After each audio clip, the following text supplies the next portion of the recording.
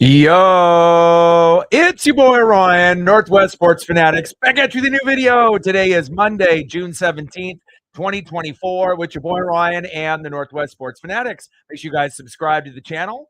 Smash that like button either now or on your way out. Donate to your boy if you can. Cash App, $ ORION NWSF, or the YouTube Super Chat right here. We got the Los Angeles Dodgers versus the Colorado Rockies. First pitch is going to be here in 5 to 10 minutes. So let's cue up the music, take a look at the thumb, and I'll get into the starting lineup.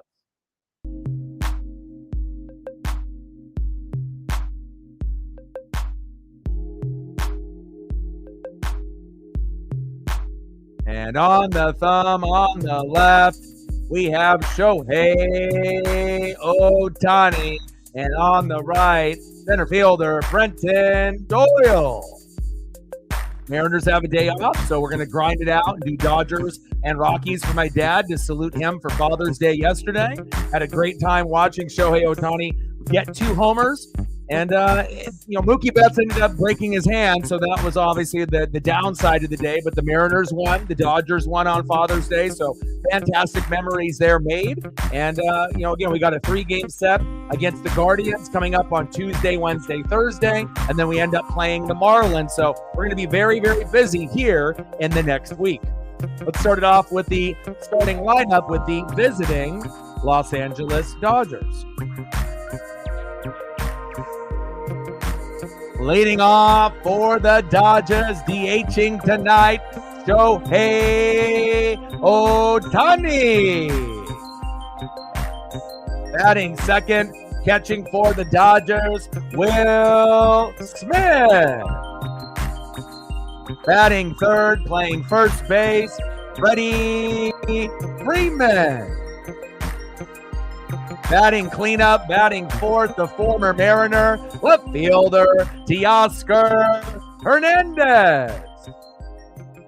Batting fifth, playing center field, Andy Paez, stud. Batting sixth, playing right field for Los Angeles, Jason Hayward. Batting seventh, playing shortstop tonight for the Dodgers, Miguel Rojas. Batting eighth, the former Blue Jay third baseman, Kayvon Biggio. And batting ninth, playing second base for the Dodgers, Gavin Lux. And on the mound for Los Angeles, another former Seattle Mariner, 6-1 record with an ERA of 3.92, James Paxton. And I remember going to a Dodger-Royals matchup where he ended up getting like 12 or 13 Ks, and we won 1-0 with my buddy Justin on James Paxton bobblehead night. Still got the bobble from the Mariners, and another reason why I'm here tonight to check out Teoscar Hernandez and another former Mariner, James Paxton. Let's go. And now let's get into the starting lineup for the home Colorado Rockies. Leading off for the Rockies, center fielder Brenton Doyle. Batting second, playing left field, Nolan Jones. Batting third, playing shortstop tonight, Ezekiel Kova. Batting cleanup, batting fourth, catching tonight for Colorado, Jacob Stallings. Batting fifth, playing right field, Michael Toglia.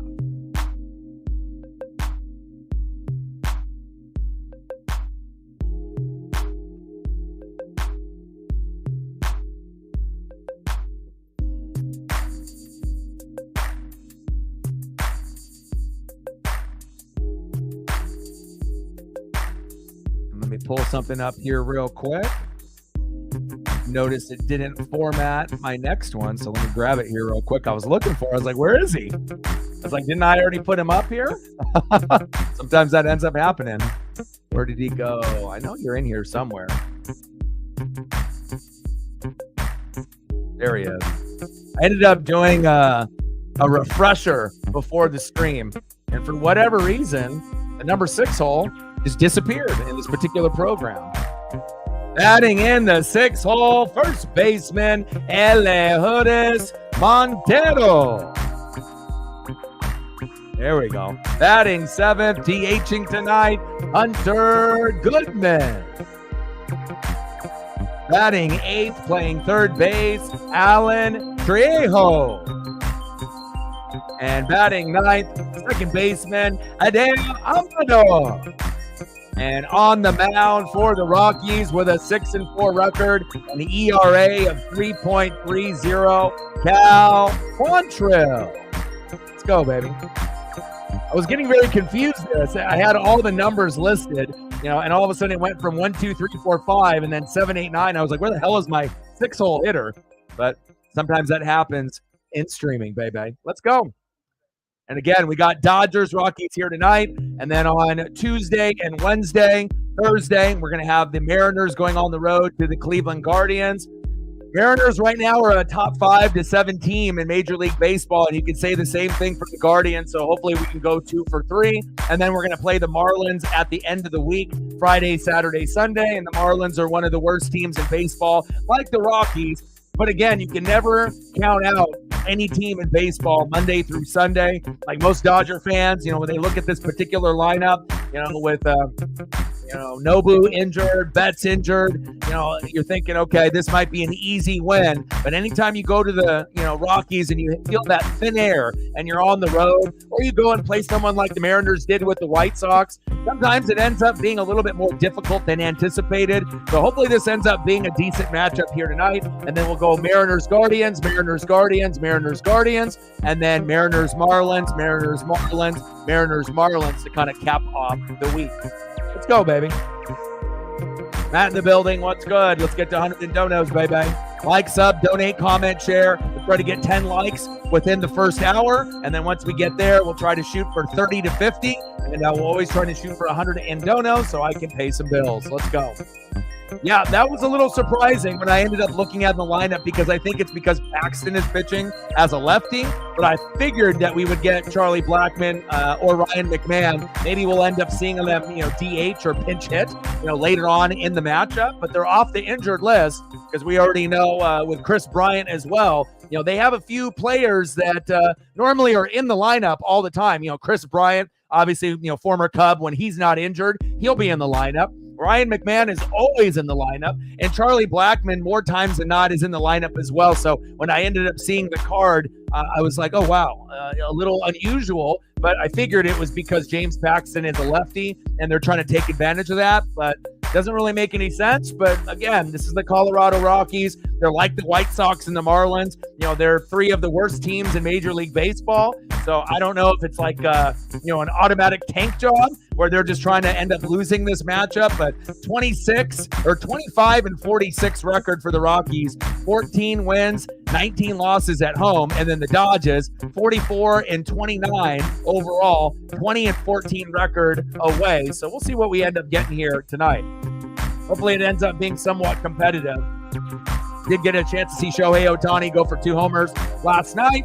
That was obviously a pleasant surprise. But again, with the Mookie Betts injury, going to be out 6 to 8 weeks. But they still have plenty of talent. If you actually look at the Dodgers and how many injuries they have right now, it's amazing. They have like 12 main studs that are injured, not including just pitchers. So hopefully they'll be able to get hot and healthy at the right time. But I brought Paisley up to my dad's property yesterday. So Lucas and Paisley got to run free in the backyard.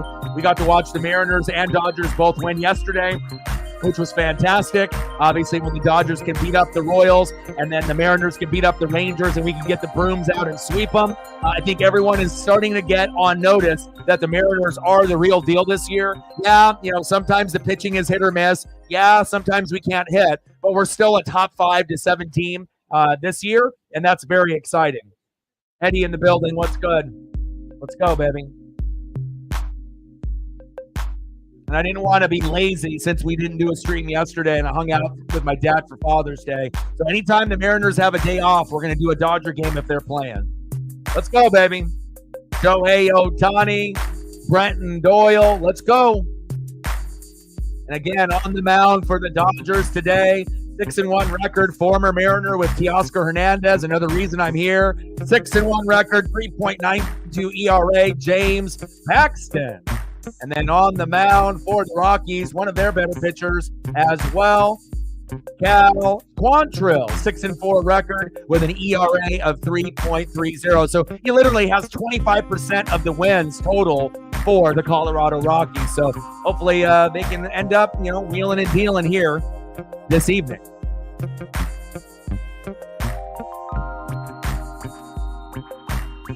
Leading off for the Dodgers, DHing in the leadoff position, Shohei. It's showtime, Ohtani. Batting second, catcher Will Smith.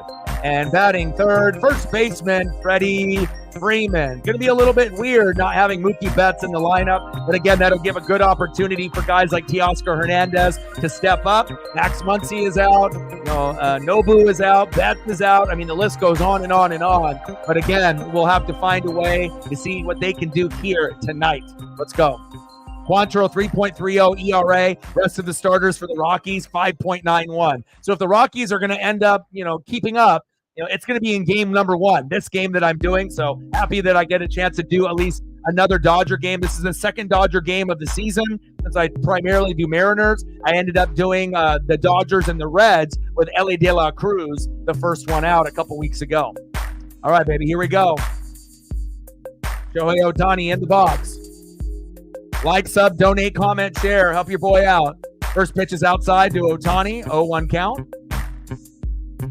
1-0 count. Let's go. We got to make sure that this is in an Angel Hernandez type of situation. Quantrill, Ohtani, 1-0 pitch. Right down the middle. Big swing and a miss. 1-1 count. Go, Shohei.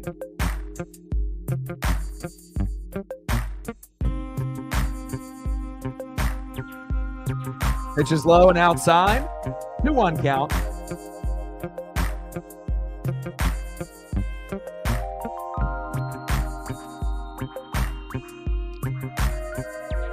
Two-one pitch. Right down the middle for a strike looking. 2-2 count to Shohei Ohtani. 309 average, 19 homers, 46 ribbies. Between him and Aaron Judge, those are the two best players in baseball right now. But you're getting guys like Jurickson Profar, right? Stephen Kwan, Bobby Witt Jr. throw to first, one away. And it's nice to be able to see some of these guys.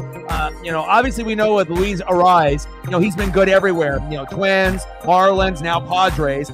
He's always going to be batting, 300 to 400. Stephen Kwan, it's crazy. On the Guardians, I don't think anyone would have anticipated him batting closer to 400 rather than 300, but he's having a great year. And this is really the breakout year for Bobby Witt Jr. If you weren't sold on him as a rookie with Julio Rodriguez Jr. Oh, baby, going back. Back, Will Smith. Nice catch. 2 away. But with Julio and Bobby Witt Jr., we knew that those were the two phenoms, top 5 prospects coming in 2022. But Bobby's a little bit more consistent, obviously, in the box. And it's nice to be able to see him have a breakout year as well. Let's go. L.A. Lou in the building. What's good? Well, you already know, how I feel about the NBA. If the NBA actually was a good product, yeah, I would have done, this NBA Finals to see the Celtics win. Or, if it ends up being rigged and they push it out another game and they call it for the Mavericks, just to try to make more money. But, I'll be watching it on the side, but I'm not going to do a stream for any of it. So I want to make sure I can do as many Dodger games as possible.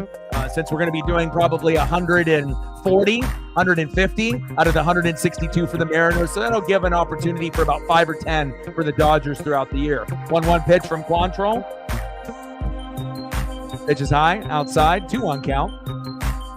Let's go, baby. Freddie Freeman in the box.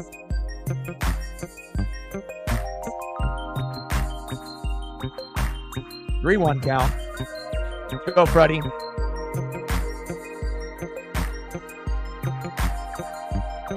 But I was hoping to do a few more games up to this point, more than just this being my second game since I did the Ellie De La Cruz and Shohei Ohtani matchup. Pitches outside for a walk to Freddie Freeman. But again, I'm going to try to squeeze in as many as I can. But a lot of times when the Dodgers have a day off, the Mariners have a day off as well because they're traveling to that next city. So next up, the former Mariner and Blue Jay left fielder in the cleanup spot, Teoscar Hernandez. 257 average, 17 homers, 50 ribbies so far in 2024. He's having a fantastic season for Los Angeles. Wish he was still on the Mariners. Pitch right down the middle from Quantrill to Teoscar. 0-1 count. Let's go, baby.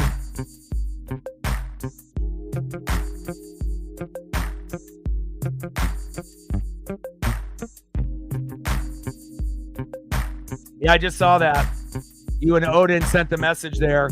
I ended up going to the social media to be able to go to the WWE to look to see what he was wearing when he came out. Looked like he was pretty hyped up to be back. So I'm very excited to see how that goes. All right, we need one more like to be able to get to double digits to get to 10. And we'll try to shoot for 30 to 50 tonight. Let's go. Megan coming into the room and showing some love right away. Appreciate that. $10 holla. Let's go Dodgers. Stacks on stacks, racks on racks, little Cactus Jack. Bang, bang. $10 holla, 90 to go. Let me know what you want to do for photos as we go through the commercial breaks, and I got you. Thank you so much. 2-1 pitch. Big swing and a miss. 2-2 count to Teoscar Hernandez. We got two former Mariners playing today, Teoscar Hernandez and James Paxton, the pitcher. So that's kind of exciting, that at least it would be better to be playing a team like the Yankees or the Braves if I was doing a Dodger live stream, or when we did the Reds, at least I have Ellie De La Cruz. But again, it's just what was on the schedule. And this is the Rockies' best pitcher. So if they're going to win a game, this would probably be the game that they win, or at least compete with the Dodgers at home in that thin air there in Colorado. Teoscar fouls that one off, 2-2 count. Teoscar looking good in that Dodger uniform, but he always looked good in the Blue Jay blue and the Mariner blue as well. So keeping that theme with the blue and the white. Hope everyone had a fantastic weekend, and we are here for a very busy week. So we got this matchup, Freddie Freeman going back to first, almost getting tagged out by Quantrill. We got this game tonight. Then we're going to have Mariners and Guardians on Tuesday, Wednesday, Thursday, and then Friday, Saturday, Sunday, the Mariners versus the Marlins. So one really tough series going against another team that's in the top 7 in Major League Baseball in the Cleveland Guardians, as well as the Seattle Mariners. We're both top 7 teams right now. And then the Miami Marlins are one of the worst teams, kind of like the Rockies and the White Sox. But you never can take those teams for granted, even if they are, 3 of the bottom 5 teams in Major League Baseball. If you take a team for granted, you already know. They'll punch you in the mouth once in a while. And sometimes if you get a little bit overconfident on a team and they give you their best effort, sometimes you'll end up, having a loss that you scratch your head at the end of the day. Like, how the hell did we lose to the Rockies or the White Sox or the Marlins? But it happens. 2-2 pitch to Teoscar inside, 3-2 count. Let's go, Teo.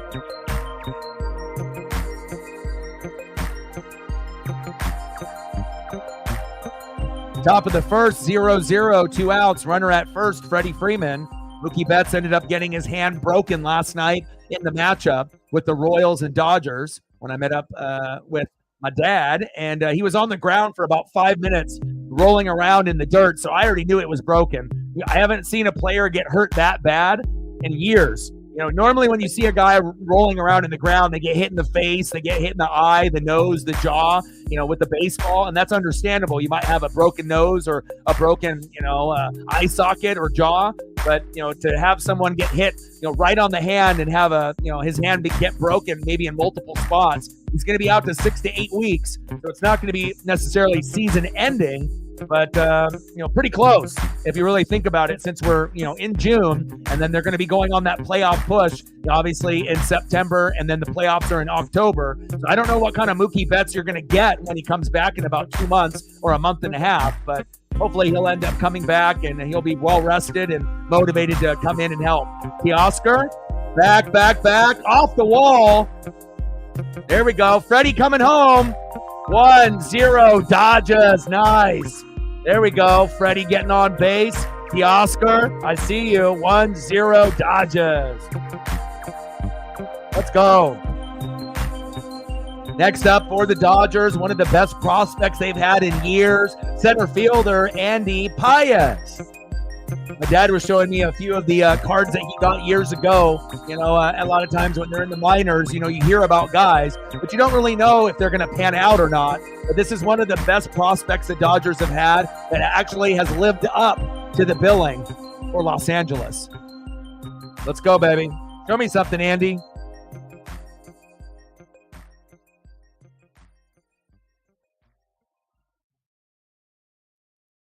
Vin Scully, good choice. L.A. Lou, appreciate that. 0-1 pitch. And if you're new and you're not really familiar with me or the channel, my dad is a big Dodger fan. He's been watching since the 1950s. And, Sandy Koufax, Don Drysdale era. So, even though I don't do Dodger streams on the daily, I know exactly what is going on game in and game out. And, if I wasn't doing Mariner streams, I would be doing Dodger streams. So, it's nice to be able to have someone like my dad who's so hardcore. And, we're not average here. We're fanatics. My dad literally watches every single game of the Dodgers, all 162 plus playoffs, just like I do with the Mariners, except obviously the Dodgers usually make the playoffs every year. Mariners do not. So I've definitely been able to learn a lot from my dad, as well as the history. He's got a lot of memorabilia. We're big, sports memorabilia collectors and whatnot. So, I'm not out of the loop, even though I'm a Mariner fan per se. Like, I can easily do Dodger games on the regular. I'm very familiar with this team and everything that they do year in, year out. 1-0 Dodgers, top of the first. 0-2 pitch. Paez chops that one foul. Yeah.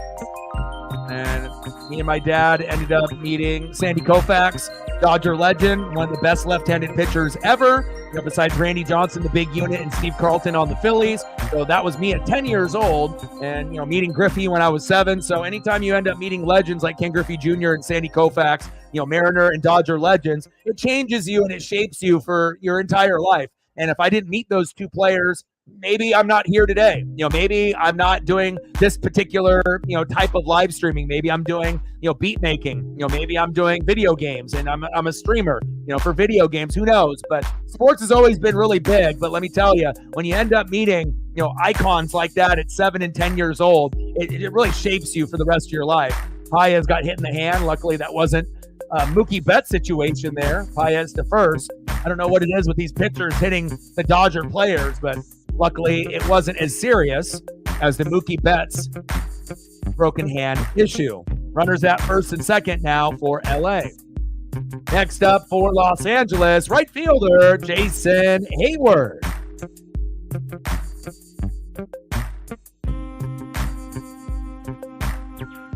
So you're good, LA Lou. Like I said, I'm 42, even though I don't look like it. So I've been watching since the mid 80s.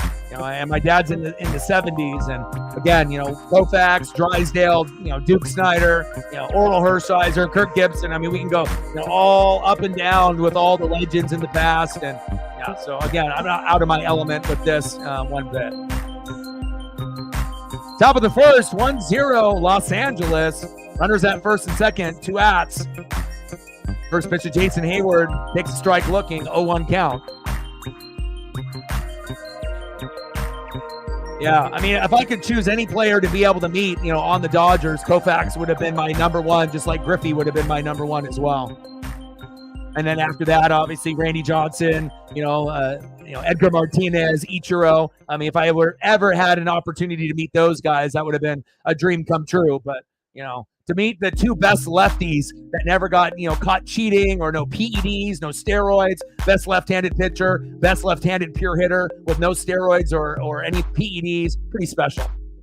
Double play opportunity, force out, and there it is. They leave 2 stranded. Go to the bottom of the first inning, 1-0 Dodgers.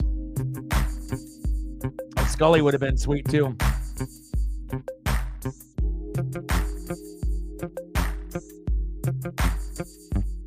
Yeah, but it definitely changes you. When you're 7 years old and then you end up, meeting someone that that's going to be your hero. Obviously, my hero is my dad and Ken Griffey Jr. And, obviously great signature on the card. And then, my dad's hero was always Sandy Koufax. And if Don Drysdale didn't end up dying as early in his life, I would have loved to have been able to meet Don Drysdale. That's me and my dad's probably second favorite from back in the day in that particular era. Those guys were machines.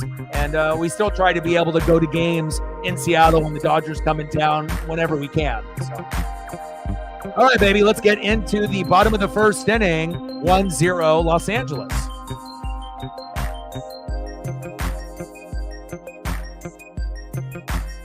Leading off for the Rockies, center fielder Brenton Doyle. Batting second, left fielder Nolan Jones. And batting third, shortstop Ezekiel Tova. Get some Vin Scully up here for Megan. And anything else that she wants with the dono, I got you. Let's see what kind of amazing Vin Scully I can bring in. And Vin Scully is undefeated. I mean, there's a lot of guys, over the years. Dave Niehaus, obviously for the Mariners, Vin Scully. You can go up and down the list of many, many people. Harry Carey for the Cubs. Many guys that are icons and legendary. But there is nobody better, if you actually know, at storytelling than Vin Scully. He doesn't need to talk necessarily about the weather or just, kind of kill time. He had so much experience, as an announcer, first coming in as a, San Francisco Giant fan as a little kid, and then getting the job with the Dodgers, obviously in his, late teens, early 20s, and then obviously being a broadcaster and being a part of the Dodger organization for 60, 70 years. You can imagine the stories that he had to tell. And I don't think we're ever going to see another storyteller and another guy that, brought that type of love to baseball like Vin Scully. Me and my dad are huge, huge, huge fans of Vin. And as you, I don't know if you guys missed it, but obviously when me and my dad usually go to the games, my dad will typically rock the Vin Scully t-shirt, when we end up going, when we go to games together, as you can see right here with Vin and the microphone. Very special. All right, first pitch to Doyle from the former Mariner, James Paxton. Nice to be able to see him playing well for the Dodgers. 6-1 record, 3.92 ERA for James. I love seeing that. They got a lot of injuries on the pitching staff as well as their key, players as well. So again, it shows you how deep the Dodgers truly are. Yeah, that was a good purchase, to be able to get the Scully jersey. Very, very true. That one chopped foul, behind in the count 0-2.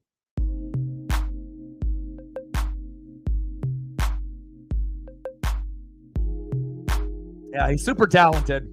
Many people don't remember that he did football unless you're a little bit older. But again, half of the fan base here on the channel is under 40, and then the other half is about 40 to 90.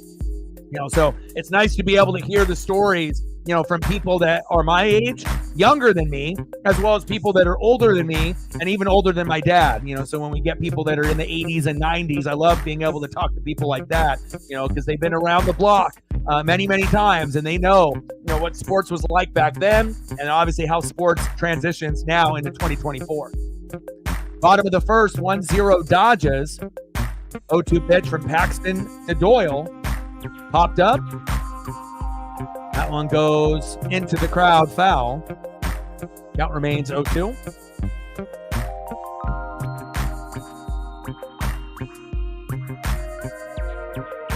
When he did golf, L.A. Lou, what did he do? Did he do like the Masters? Obviously, I was not alive more than likely when he did the golf, unless he did the golf like past 1982. But I would assume that when he did golf, that was prior to 1982. But we did know that he did football and obviously, lots of baseball. Very talented man. Nobody is a better storyteller than him ever. And honestly, he was so good, he didn't even need other people in the booth. He could do the job of 3 people. Like anytime you see like ESPN Sunday Night Baseball, which is absolutely atrocious now, Vin could do everything by himself. And, he's a legend, an icon. There we go. Nice job, James. Nice punch out by James Paxton. There we go. First K by Big Game James.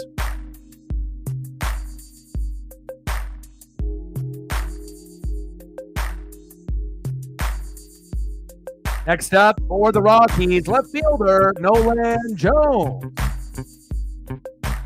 First pitch right down the middle for a strike. to Jones, 0-1 count. NBC.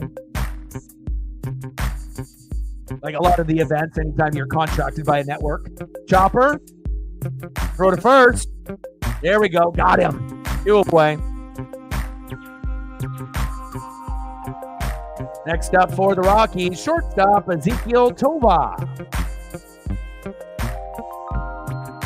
Like, sub, donate, comment, share, help your boy out. Let's go. And if you do have a Twitter/X account, do your boy a solid and like and retweet the stream so that way we can get some more people here in the room. We got 33 people watching right now so far. And if the game ends up getting close towards the end, it might dip up to 50 to 100. So.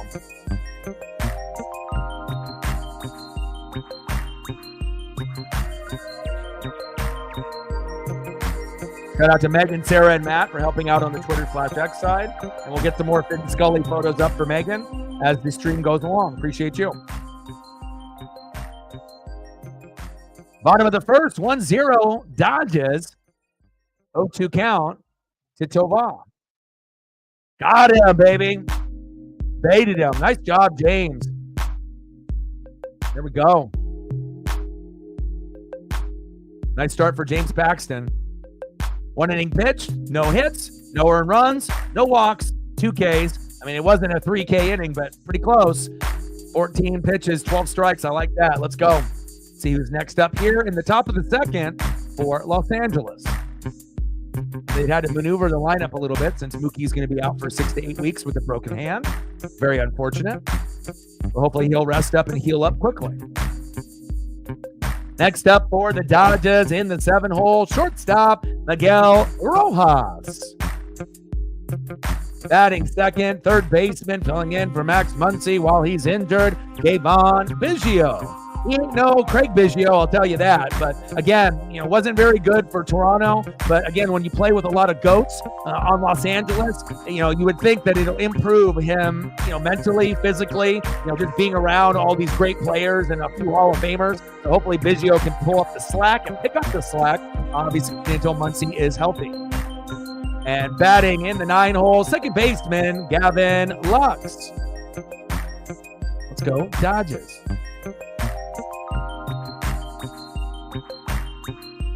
The Jumbo Jack promotion, I saw that.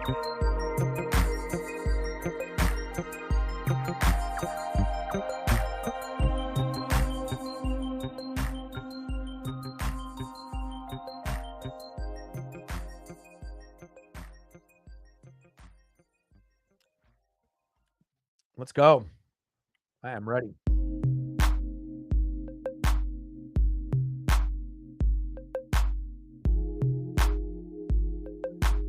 First 6 starts, 0-3 for Cal Quantrill. Last 8, 6-1 record.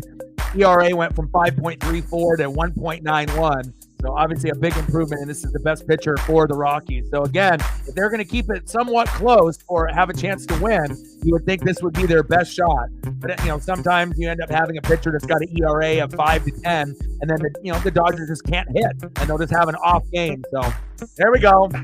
Rojas right out of the gates with a nice base knock to right field. I like that, baby. Let's go. My dad's liking that too.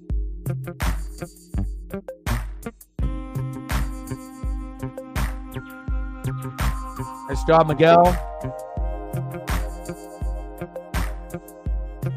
Next up, Kayvon Biggio.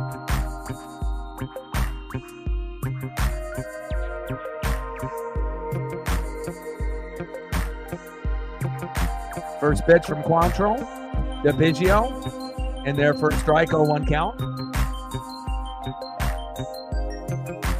200 average, 2 homers, 9 ribbies. Not very good, overall for the Blue Jays. But again, I think his numbers will, slightly go up from where he was in Toronto. I mean, you can't get into a better situation than going from the Blue Jays to the Dodgers.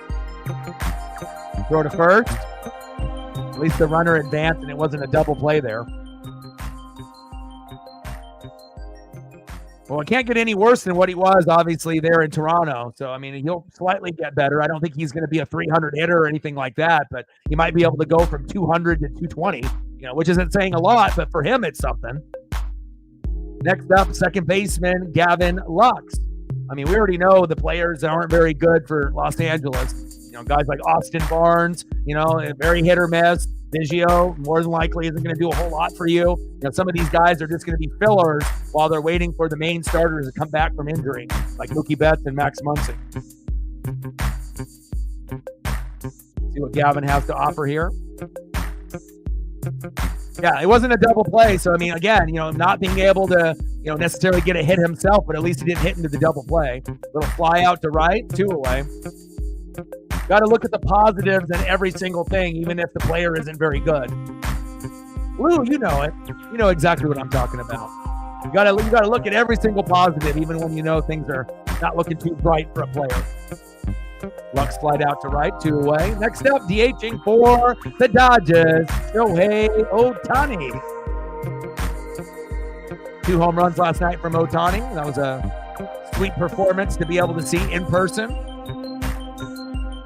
Usually I don't get to watch too many Dodger games from beginning to end if the Mariners are on at the same time, but I always try to keep up as much as I can. But when the Mariners have a day off, I'm obviously paying attention. 0-1 pitch. Pitch is outside. 1-1 count to Ohtani. Go Shohei.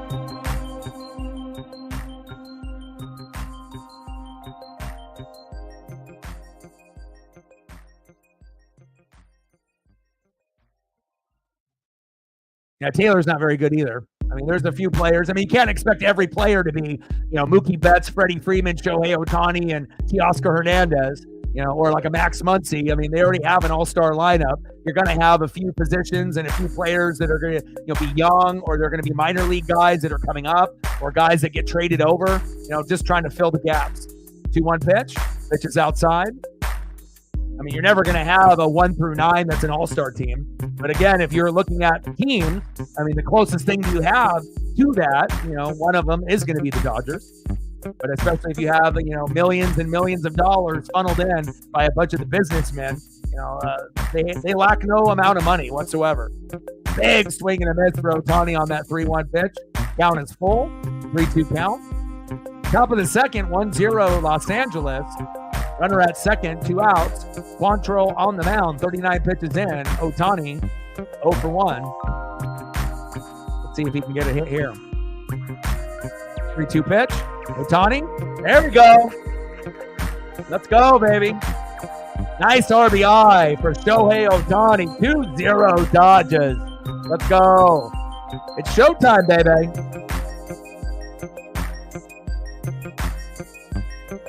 47th RBI, 2-0 Los Angeles. STL, baby. Yes, sir. I mean, that's what happens when you have so many top 5 finishes. It's a good feeling. And they gave the waiver to Larson, and William Byron had a great year so far. So, we'll see. Blaney with the win yesterday. They're in Iowa. And I'm very excited to see what happens, obviously, in the NASCAR Cup Series once we go to the playoffs. Throw to first. Safe. How you doing, STL?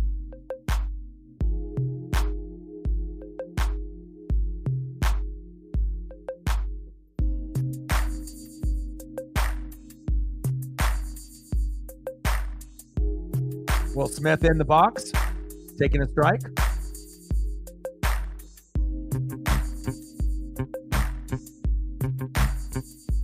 Top of the second, 2-0 Los Angeles. Runner at first, 2 away. 0-1 pitch from Quantrill to Will Smith. In the zone for a strike. 0-2 count to Will.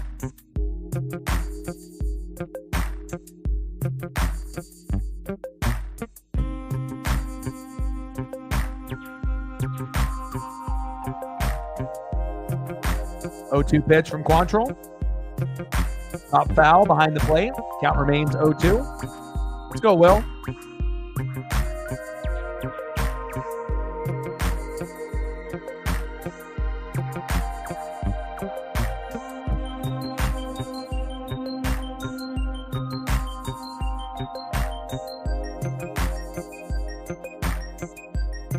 Oh-2 pitch inside, almost hit him. 1-2 count. I'll try to get a few more photos of Ben and anything else Megan wants with the dono. Look at that stud. Look at that legend. And it's not only just his storytelling, it was his voice, his tonality, everything that he brought to every broadcast. Wow, what a fair ball. Go, go, go. Go, Shohei. Run, run. Wow, this one might end up being a blowout. 3-0 Dodgers. Wow. Okay, my dad is excited about this. Let's go. I mean, again, you are playing the Rockies, so you should, being the Dodgers, one of the best teams, not only in the National League, but in Major League Baseball overall. This is something that you would expect, even if Mookie is out for 6 to 8 weeks. Nice job, Will Smith. Next up, first baseman, Freddie Freeman. Another first ballot Hall of Famer. What a start for the Dodgers. Stephen for Matt. Oh, yeah, we definitely got to do that.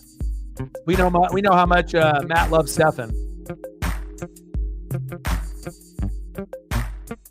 We're at 10, 90 to go. Let's go, Freddie. Pitches inside, 2-0 count. Freddie's always got good eyes at the plate. Usually does not chase and force walks, and usually waits until he has that perfect pitch to be able to get a home run, RBI, or a nice solid base hit. Pitch is low and inside. 2-0 count. Now 3-0.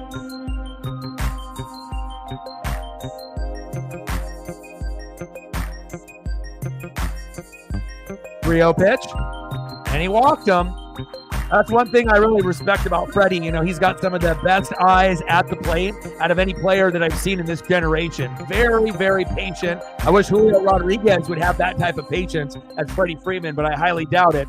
Being a Mariner fan, he'll ever be as patient as Freddie, and that's a really good attribute to have for Freddie Freeman. Next up, left fielder, Teoscar Hernandez.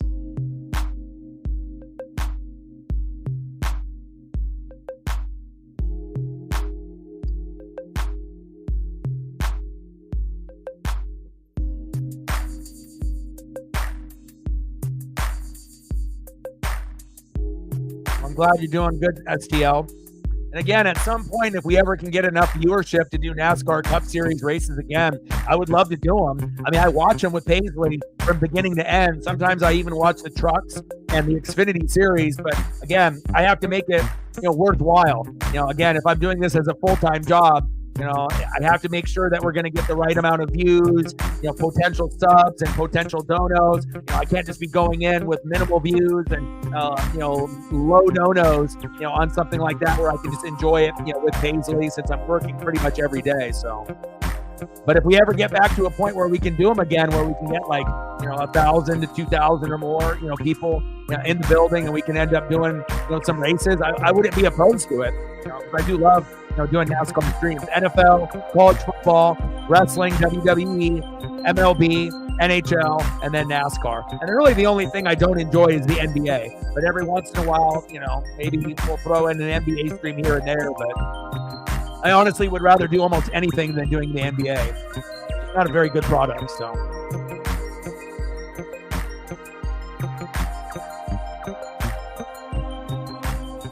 Yeah, 50 pitches already. I mean, he might have to go out, by the 4th inning now. Even if he wasn't down 3-0, I mean, 51 pitches in, that's very tough. Dodgers are raking early and often. And the Dodgers are very good with 2 outs as well. Like, they don't get afraid like a lot of teams do. When they have 2 outs and they already kind of feel that they're going to be going to the dugout and getting ready to play defense on the other end. The Dodgers are one of those teams, like, no fear. They can be down by 5 runs, and they always feel and act like, we can come back against anybody, which they should. Teoscar popped up, should be in play.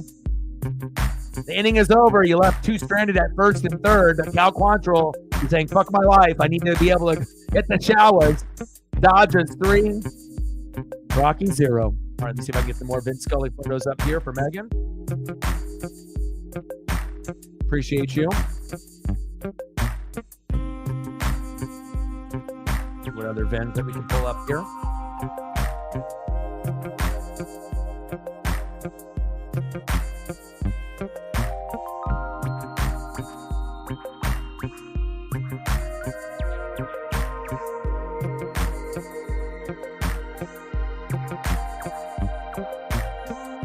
that's a good one.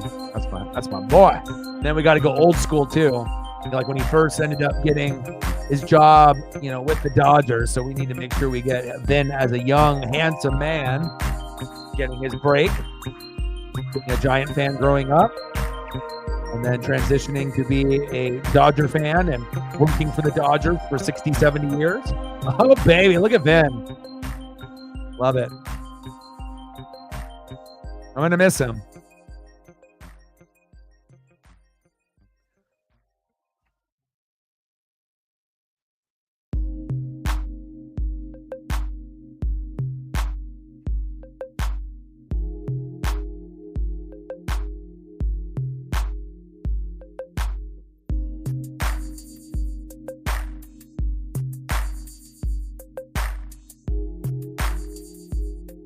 But his cadence, his voice, the tone, everything about him was just like, if you had a scale of 1 to 10, he was an 11.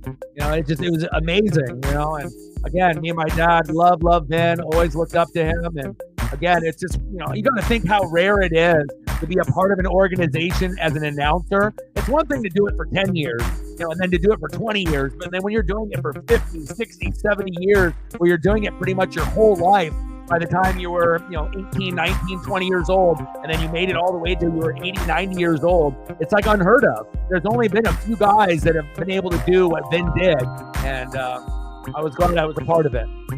Bottom of the second, 3-0 Dodgers. Stallings, back, gone! What a catch! Or did that fan drop it? Wow. All right, Colorado. They're saying, hey, we're going to get our ass kicked today, but at least we're going to throw up a couple. There we go. Jacob Stallings. That grandpa there in the outfield looks like he missed that home run. He's like frowning and looking down. He was in his mitt. I don't know how he dropped it. Jacob Stallings crushed it on the sweet spot. 3-1 Los Angeles. And again, the Dodgers are going to win, but I would like to see Colorado not just give up, Look at this. Oh my God, how do you miss that? And you have a mitt, Grandpa. Jesus. Unbelievable. Right in the mitt. That's why you don't bring a mitt. If you're going to get a ball without a mitt. Seems like everyone that brings a mitt, you're not going to get the ball. Unbelievable. Right in the mitt, and he didn't get it.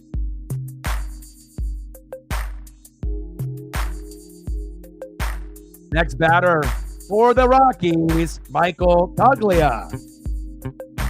185 average, 5 homers, 17 ribbies with an OPS of 634. 1-1 pitch from Paxton to Toglia. Big swing and a miss. 1-2 count. Bottom of the second, 3-1 Dodgers.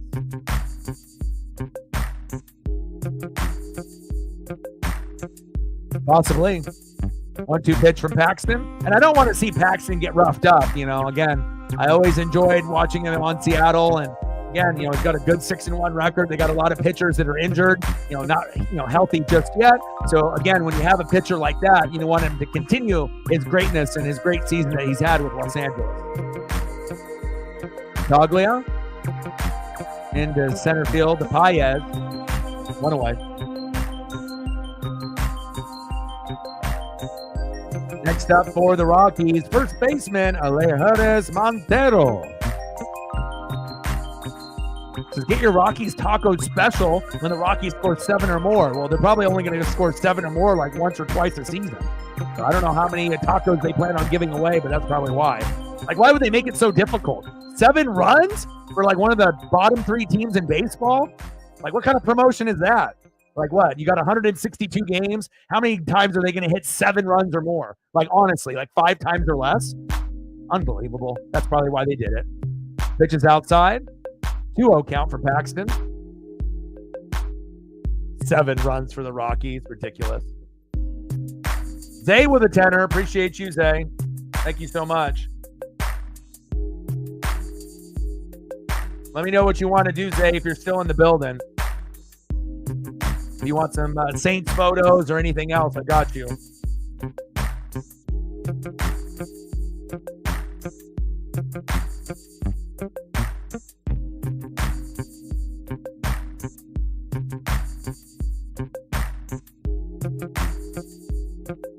Stacks on stacks, racks on racks. A little cactus guy. Bang, bang. Appreciate you, Zay.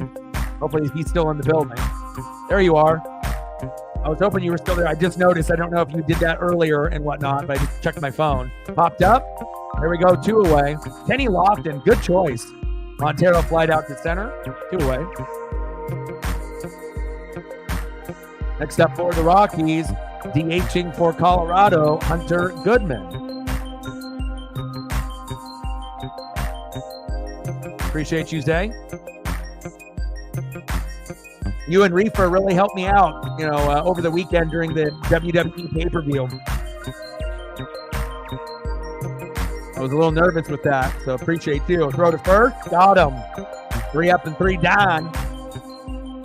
Let's go to the top of the 3rd inning, 3-1 Dodgers. At least the Rockies are on the board, so it's not just like a 10-0 shellacking. It might end up turning into something like that, but at least they have won, so at least the Rocky fans have something to kind of cheer about. All right, let me see what we got going here.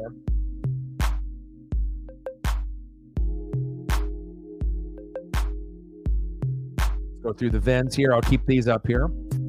Cycle through them one more time here for Megan. We'll go through some Stefan photos after I do some Kenny Lofton for Zay. What a goat. All right, let's see what we got going here.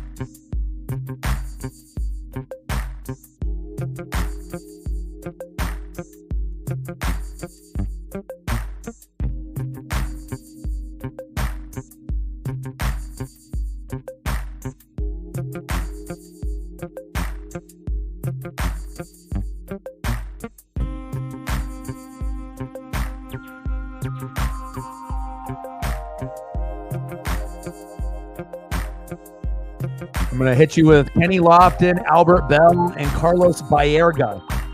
My goodness.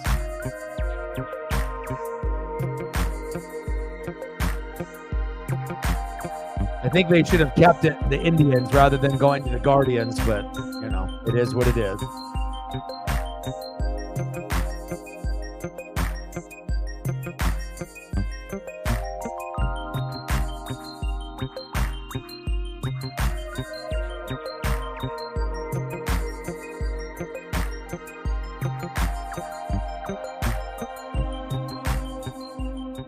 Some of them won't fit the screen just because of the dimensions, but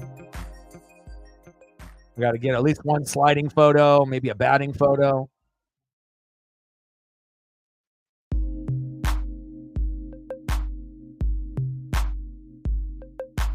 I got one for Atlanta here as well with the Indians. Paisley's in the room here. She misses Dad.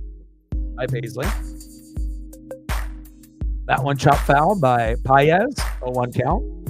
And I'll get you a few more once we go and cycle through a commercial break. Appreciate you. Next up in the box, 287 average, center fielder Andy Paez. 0-1 pitch from Quantrill to Paez, popped up.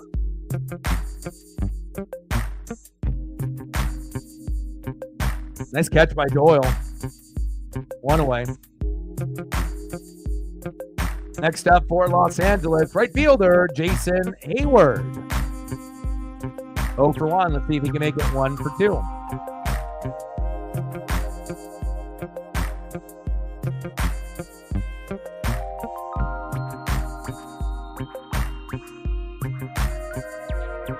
Appreciate you, Megan. Appreciate you, Zay. Pitches outside. 1-0 count to Jason Hayward. Top of the 3rd, 3-1 Los Angeles. 1-0 pitch. Pitch is on the zone for a strike. 1-1 count to Jason Hayward.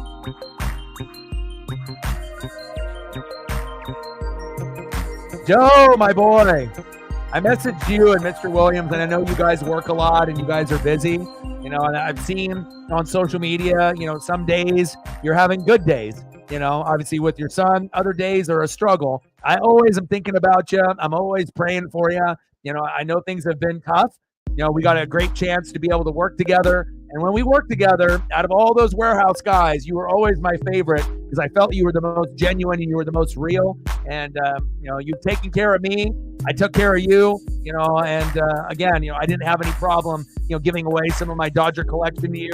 And you didn't have any problem of supporting me in my dream on the channel, and you did a lot, that a lot of people wouldn't have. So really hope that things are getting a little bit better for you. Always keep in touch with me. I will always message you and check up on you, or message you off one of your posts off Facebook, and I'll just attach a photo of Fernando Valenzuela or someone in there to make you smile, and or Tommy Lasorda. But I hope things are getting better, and here we are, 3-1 Dodgers. Was he? Good to hear from you, my guy.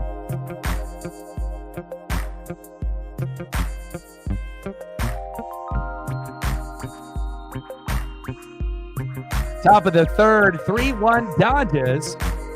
Next up in the lineup, Miguel Rojas. 284 average, 3 homers, 14 ribbies with an OPS of 783. 0-1 pitch. Quantrill's fucking A, man. Quantrill's already at 62 pitches. I mean, you would think that he's only going to be able to last another, inning or two, depending on how long, that fourth inning is. But great start for the Dodgers with no Mookie Betts, unfortunately. But again, they got enough pieces, on the roster to be just fine. There we go. Nice hit there up the middle by Miguel Rojas. Kevin Biggio up next.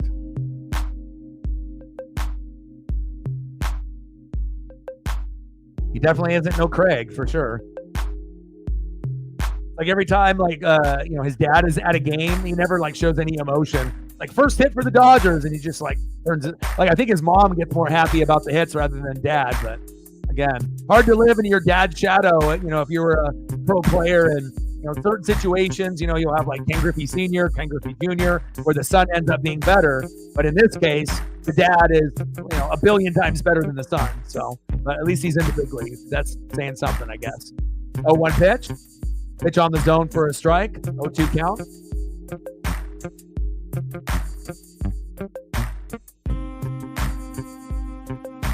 Yeah. Are you going to try to take him to Hillsboro Hops? Are you going to go to Seattle Mariners? What are you thinking, Joe, of being able to take? You're going to go to minor league ball, the Hops, and you're going to try to take him there, or are you going to try to take him up to a Mariner game, Mariners Dodgers or something?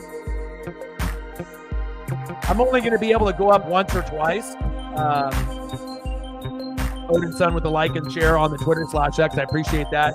I'm only going to get to go once or twice, just with my situation now. Since, I moved now and I live in a different place, broke up with a, toxic girlfriend and whatnot. So it's just me and Paisley Pup kind of, doing our thing here. But, I'm going to the Orioles and Mariners on July 4th. So definitely excited to see Adley Rutschman and Gunnar Henderson. Got him. Biggio, swing the damn bat, damn it. Well, there he goes. Go to the bottom of the third inning, 3-1 Los Angeles. Oh, James will love it. How old is James right now? He looks super young in the photos when I see on socials and whatnot, but I'm always happy for you, man. You always deserve to be able to have some happiness in your life. And again, I think a lot of us, I mentioned this, a lot, and I know this will kind of hit home because I know it does for me too, but mental health, it's really important. Addiction, depression, anxiety. I go through these things. I know a lot of y'all in the room have gone through them. You're either going through them right now or you have in the past. And it's hard to be able to get past those things, right?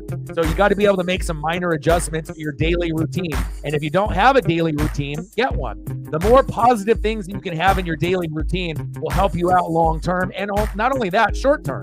So exercising a little bit more, cutting back on the fast food, eating a home cooked meal, listening to music, spending time with friends or your kids if you can, and just going out of your way to make sure that, you're doing things positive in your life. And if you can make those sacrifices and make those adjustments, it'll help you win the day. And I go over this multiple times in the stream because, I've been there, addiction, I've been there, anxiety and depression, I've been there, and it's tough, and sometimes you get to a point where, you'll be so low, and you just don't know if you're going to be around. And sometimes you have to be able to look yourself in the mirror and see if there's anything that you can change to make, things a little bit more positive in your life. And again, back when me and Joe were working together and whatnot, either during the COVID time or slightly after the COVID time, I was all the way up to 270. Now I'm all the way down to 188. So I lost 90 pounds. I walk with my pup, about an hour and a half to 2 hours a day. I cut out fast food. I cut out drinking, no booze, no beer for the most part, no soda really. I've been really trying to, change my life in the best way that I can. And I know that, a lot of y'all can do the same thing. It just takes some discipline. And it's really hard, to have that discipline in your life. But if you push yourself, you can do it. I mean, I'm a great example of that. Bottom of the third, 3-1 Los Angeles. 1-0 count to Alan Trejo.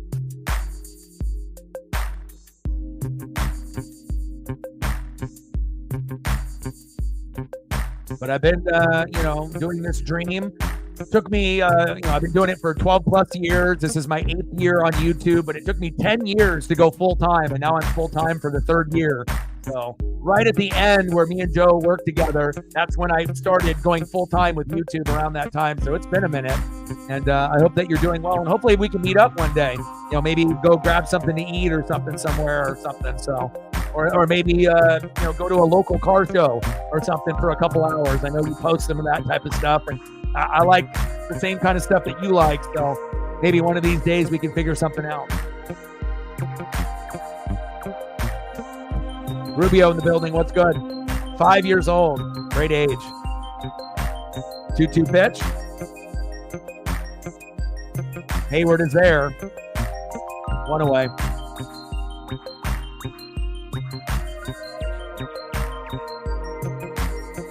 Next up, second baseman, Adal Amador.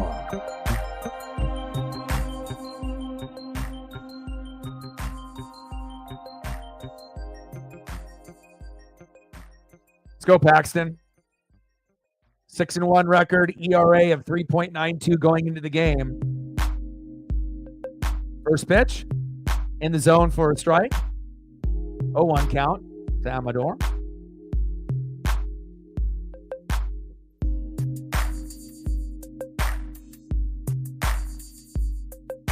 Pitch is high and outside, 1-1 count.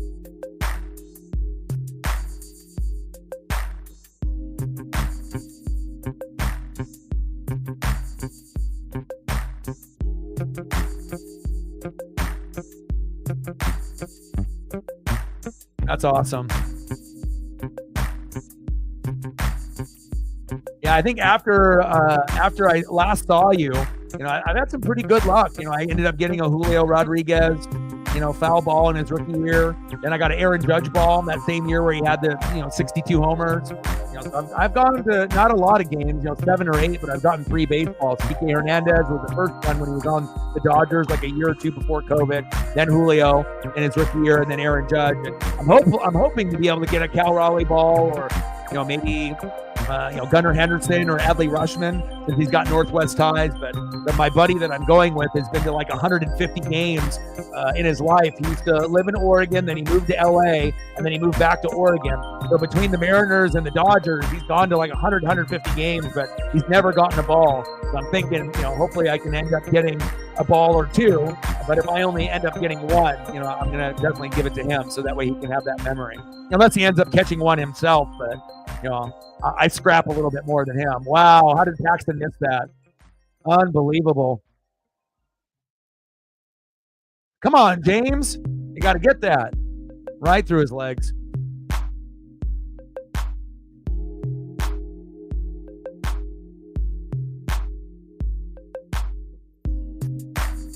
Next up, center fielder, Brenton Doyle. Amador safe at first on a fielding error by James Paxton. Should have had it right there.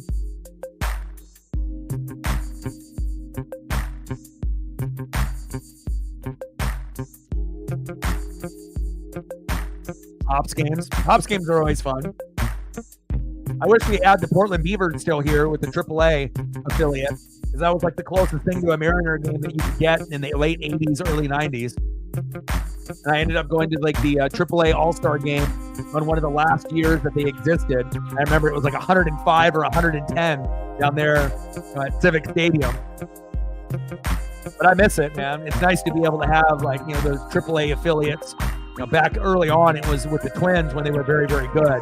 And then they went to like the Portland Rockies and then back to the Portland Beavers and whatnot. But bottom of the third, 3-1 Dodgers. 2-1 count to Doyle, 1 away with a runner at first. 2-1 pitch. 2-2 count.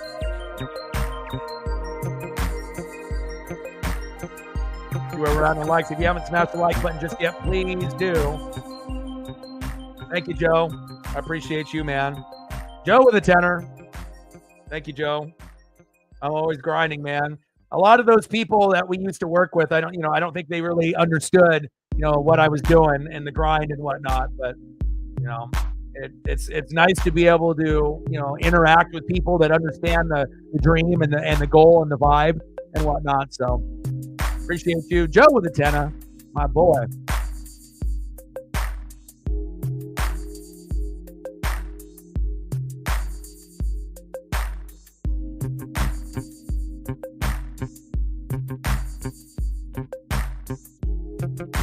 Little dribbler, throw to first, got him. There we go. Appreciate you, Joe. I'm gonna get Joe some Fernando Valenzuela. That's his favorite player, so we'll get some Fernando up here for him. Appreciate you, Joe. Stacks on stacks, racks on racks. Little cactus jack, bang bang. $10 holla. Let's see what kind of Fernando Valenzuela we got going here.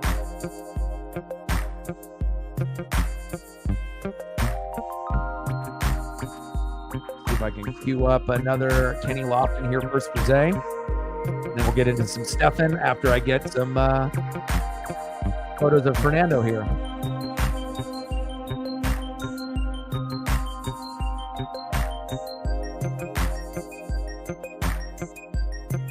Appreciate you, Zay.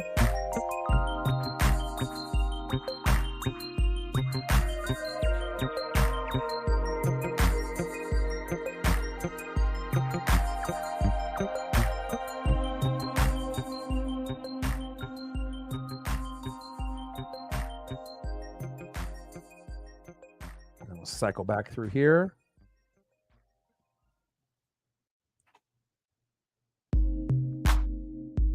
Some Vin Scully.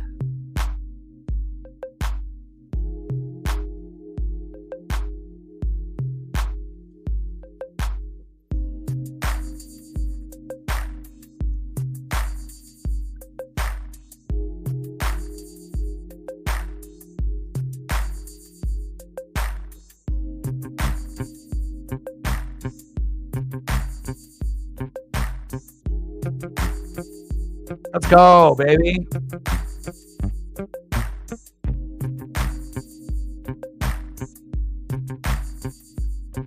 A special time when Fernando was, doing his thing. We haven't really seen anything like that since either. Especially, for the Mexican American fan base or the Latinos and the Latinas, to have someone to, not only in the Los Angeles and the California area, but globally, to be able to have like a Mexican Latino superstar, someone that they can feel they can vibe with and relate to, especially if you have, a Latino background, or you are Mexican, very cool to be able to see, Fernando do what he did. And then obviously we haven't really seen too many like him since then. So appreciate you, Joe. And I'll get you a few more during the commercial break.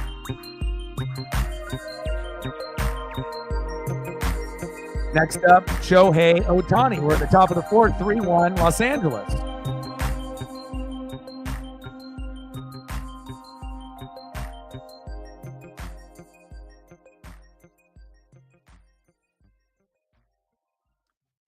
Joe is a real one too, because when I worked at the warehouse at Saw Stop, we were loading and unloading trailers of like saw equipment. Some stuff was like 10 pounds, but like some of the saws was like 200-300 pounds, where you'd have to have like two people unload them, and there'd be like hundreds of them, and sometimes we'd have to unload 2, 3, 4, 5, 6, 7 fucking trailers, and one trailer might take like an hour. So I mean, you really had to be physically fit. And again, there was a wide variety of people that ended up working there. But, I talked to Joe on my first day there to get some help. Nice hit by Ohtani. There we go. Oh, Shohei sliding in, and they couldn't get him. I think he was going to be out, but the ball came out there on the throw. All right, Shohei with the double. But, he's one of those people that, understood what I was doing. And, some people, will donate to the channel and whatnot. But Joe was so cool. Even when money was tight, he would donate like money out of his own pocket. So that way that there wouldn't be anything taken out, from like YouTube or any of the other apps that take a percentage out, and I haven't really met too many people that would do something like that for me, and so that's why I had no problem of like giving Joe some of my collection of older Dodger cards with like Koufax and Drysdale, because that was really special, when you meet someone and, you can kind of understand that you're on the same page mentally, with, fandom and whatnot. And, I'll never forget that, man. I really do appreciate you, Joe. You're the man. Never forget that. Top of the fourth, 3-1 Los Angeles. Runner at second, Shohei Ohtani, 1 out, 0-1 pitch to Will Smith. Let's go, Will.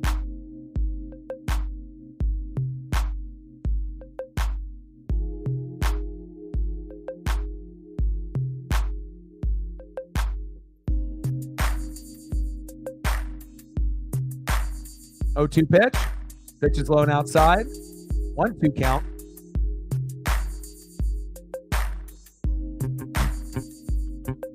But the way that, the connection you have with Fernando Valenzuela, with your family, Joe, obviously I have that connection with like Ichiro and Shohei Ohtani and Hideo Nomo, even though I'm half Japanese and half European, like Czechoslovakian and a bunch of other fucking countries. Like you throw a dartboard at Europe, I'm probably a little bit of whatever, but to be able to have, something that you can kind of connect to, based on, your bloodline and whatnot, it's very cool. And anytime I see anything Fernando related, the first person I think of is you, and then I think of my dad.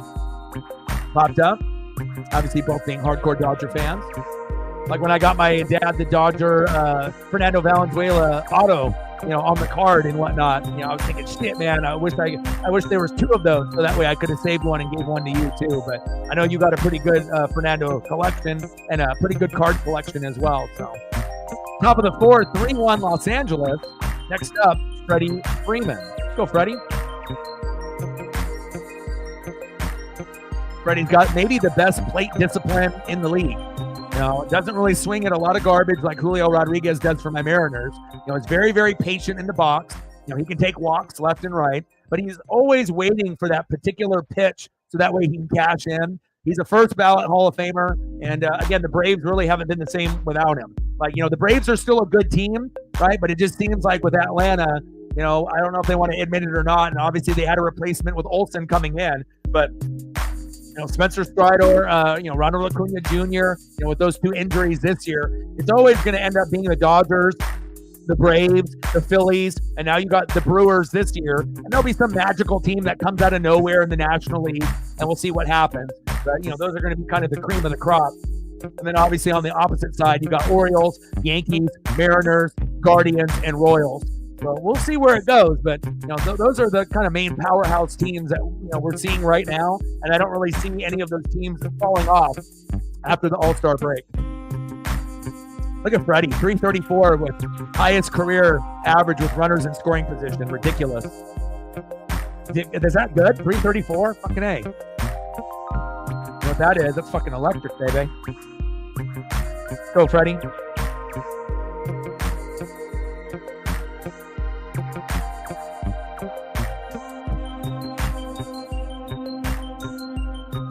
Big swing and a miss, 2-2 count. The thing about Luka is he's an exciting player. People like his jersey, but he got exposed this year in the finals, right? Where you don't play defense, and if you're not a good 2-way player, you're going to get roasted.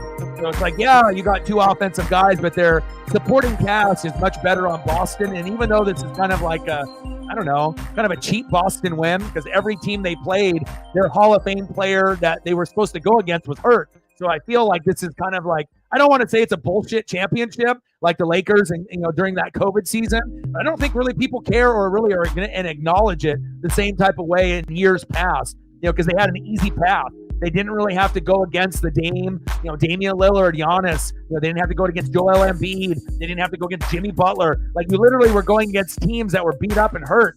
And so you automatically made it, and yeah, you're going to win the championship. But I feel that, as an outsider looking in, Boston fans are going to be excited, but overall the NBA product is fucking garbage. So And, I'll be happy for Boston fans if you're a diehard and whatnot. But again, I feel that it was like the shittiest playoff run in maybe the last 20 years. It hasn't been entertaining at all, and hopefully one day Luka will play some defense and learn that if you don't move your feet and play D, you're never going to win a championship. And you were lucky enough to even fucking get there over Denver. If Denver would have gotten there, then we would have a good final, obviously with the Joker, going against, obviously Tatum and Bron and Porzingis. But again, I guess, with the Nuggets, sometimes, you're just not going to be able to get it done year in and year out. It was a little shocking, though. I thought that Denver would be able to make it again, but it is what it is. 0-1 pitch. The Oscar chops that one foul behind the count 0-2. Army in the building. What's good?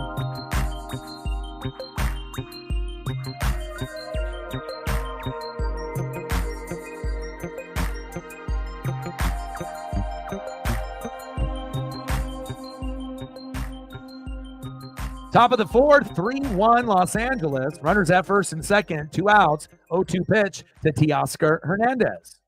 Fucking Cal Quantrill, 84 pitches in the fourth. Crazy. Big swing and a miss. Got him.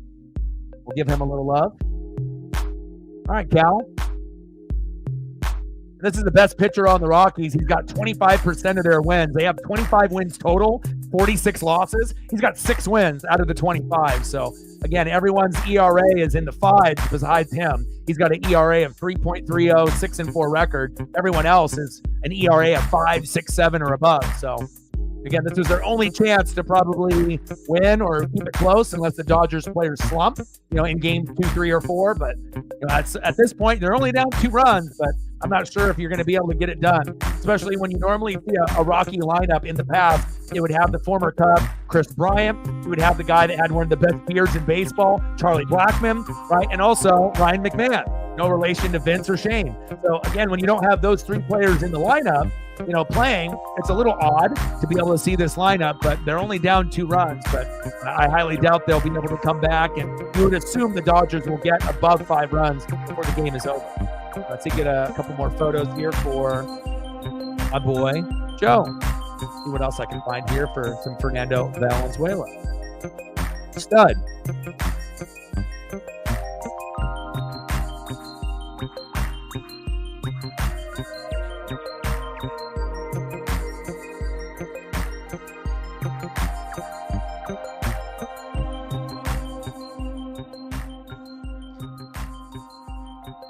Wow, look at that. Tim Raines and the Expos. One of the best teams, best logos, best colors. They should have kept this team around instead of having the fucking Washington Nationals. No one gives a shit about them. I would have really loved if the Expos were still in existence.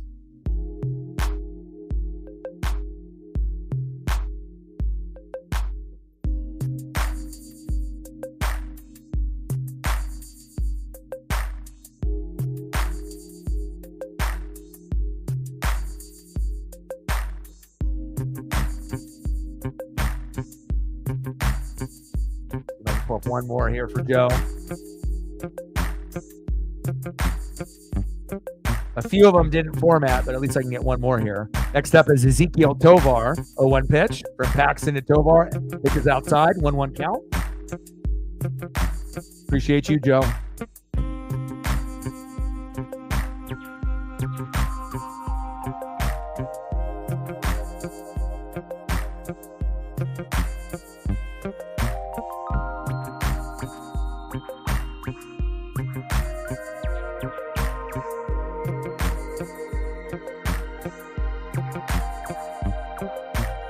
One, 2 pitches high, 2-2 count.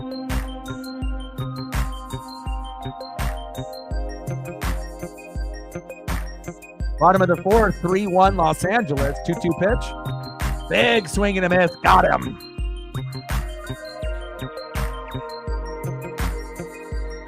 Nice punch out by James Paxton. I see you, Bubba.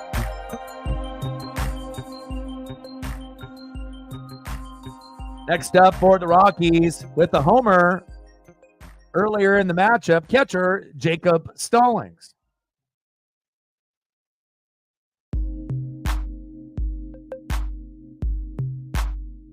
Stallings, flight out to right to Hayward, 2 away.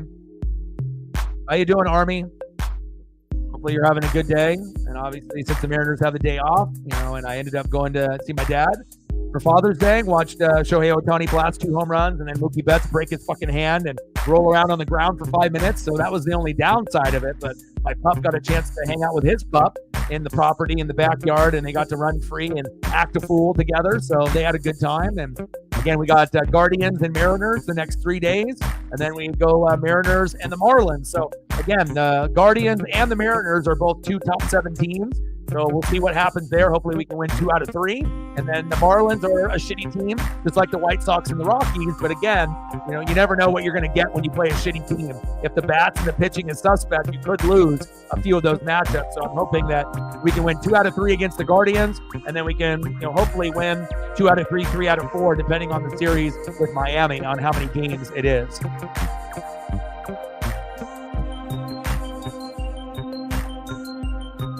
Oh-2 to Toglia, pitches outside, 1-2 count. In the box, right fielder in the 5-hole, Michael Toglia. Bottom of the 4-3-1, Los Angeles. 1-2 pitch. Got foul by Toglia. Count remains 1-2. I'm good, man. Got my dad a really cool Sandy Koufax Dodger giveaway figure. For Father's Day, got a chance to watch the Mariners win and the Dodgers win yesterday. That was a first. And got a chance to go on the property and have my dog and his dog go, no leash, no harness, and just to be able to run free. Got home and got a chance to watch the NASCAR Cup Series, with, the Iowa race. So everything was fantastic. And then I ended up watching late last night the House of the Dragon Season 2, Episode 1 that debuted last night, and that ended up being pretty good too. Nice punch out there by Paxton. Let's go to the top of the 5th inning, 3-1 Los Angeles. Nice job, James.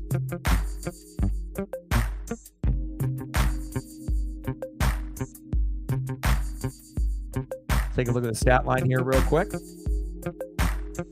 All right, James Paxton, 4 innings pitched, 1 hit, 1 earned run, no walks, 5 Ks, solid. I see you, James.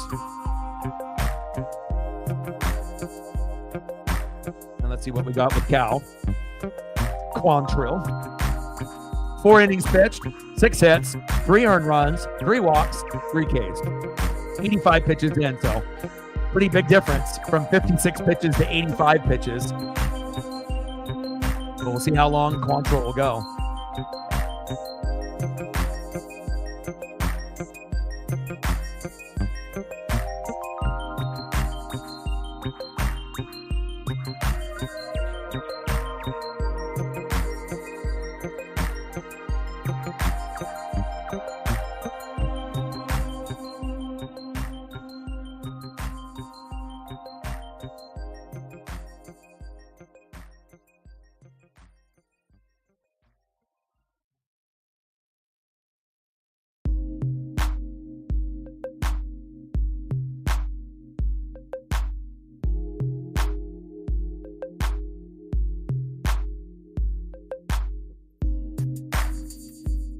Squeeze a few of these in for Megan.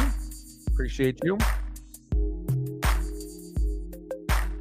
And if there's anything else that any of the people that have donated want, just holler, and I got you.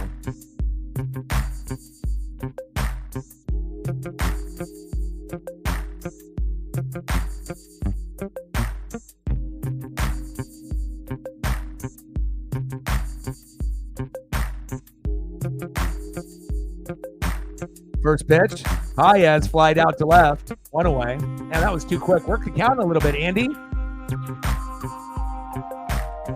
Next up, right fielder, Jason Hayward, 0 for 2 with a K. Let's make it 1 for 3.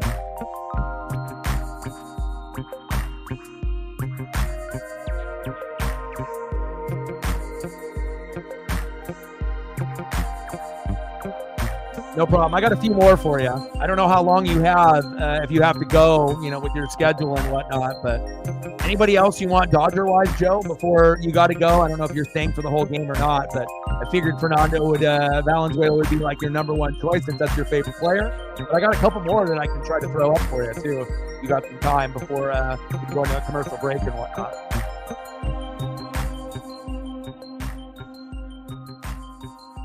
Some of them don't format, unfortunately.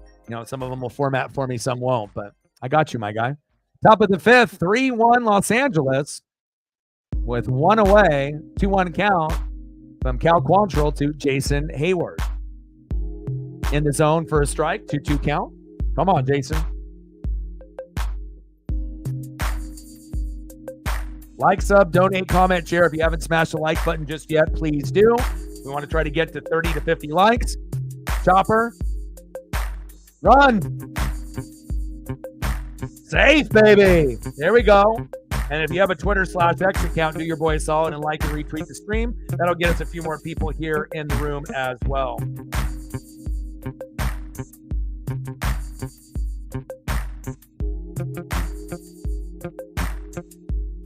Shout out to Odin, Megan, Sarah, and Matt for helping out on that and on the Twitter/X. Appreciate you.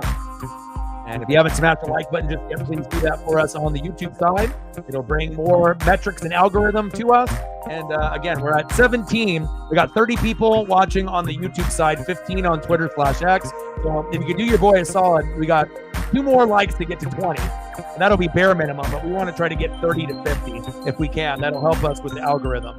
So we got 10 other individuals that are watching, either globally or in the United States. So if out of those 10 that are watching that haven't smashed the like button, if we can get 2 of those out of the 10, that'll get us to 20. Because I know we're going to have some international fans that are like in Japan watching for Shohei Ohtani, and they're all over the globe too. Top of the fifth, 3-1 Los Angeles. Runner at first, 1 away. 1-1 count to Miguel Rojas. Let's go, Miguel. Rojas pops it up a mile. In foul territory, chased down.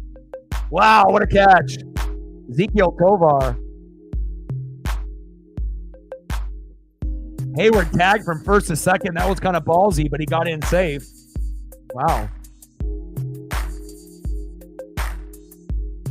All right, Jason. Next up, Gabon Biggio. It's Trejo. I thought it was Ezekiel Tovar, but Tovar's that short. Trejo from third base. Nice. Great defense there by him.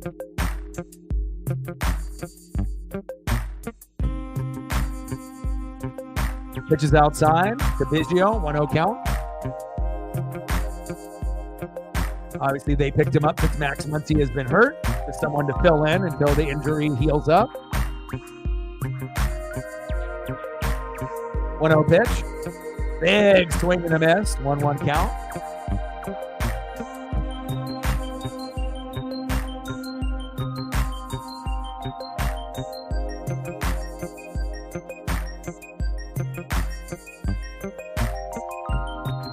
One pitch from Quantrill to Biggio.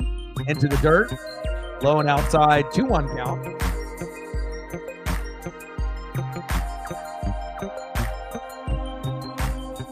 .197 average, 2 homers in 2024.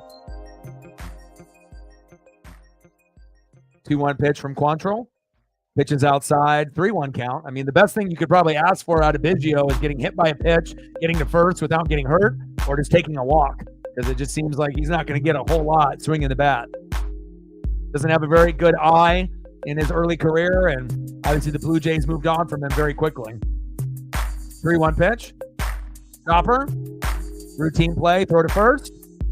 Got him. So they leave one stranded at second. Let's go to the bottom of the 5th inning. 3-1 Los Angeles. Yeah, Quantrill definitely does look gas. Let's see what we got going here. See if I can find a couple more Fernando Valenzuelas for Joe.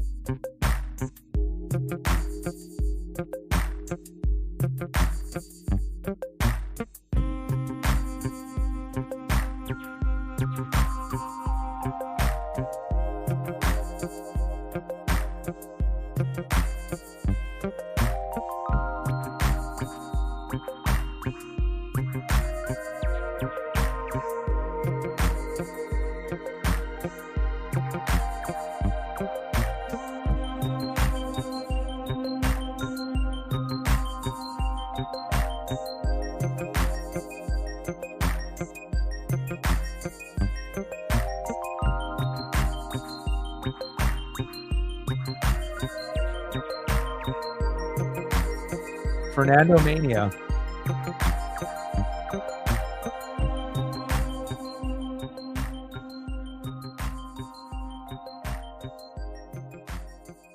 Hold on, let me see.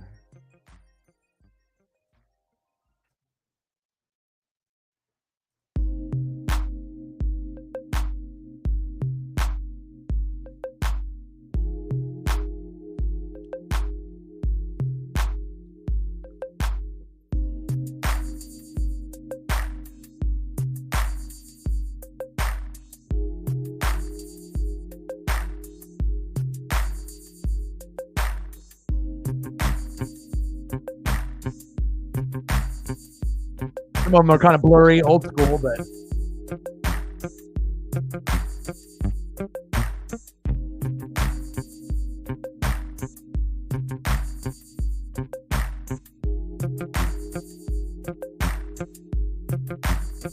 Montero, line drive, one away.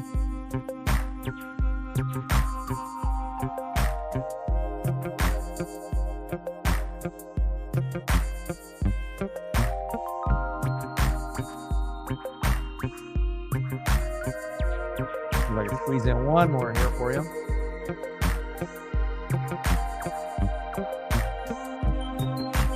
That form, Fernando Mania, baby. Looking to the stars.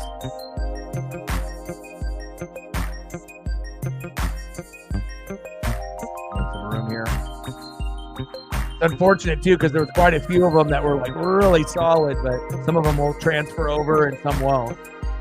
Some the resolution will transfer over, some don't. So some won't just transfer over at all. Bottom of the fifth, 3-1 Los Angeles, one away, 2-0 count to Goodman.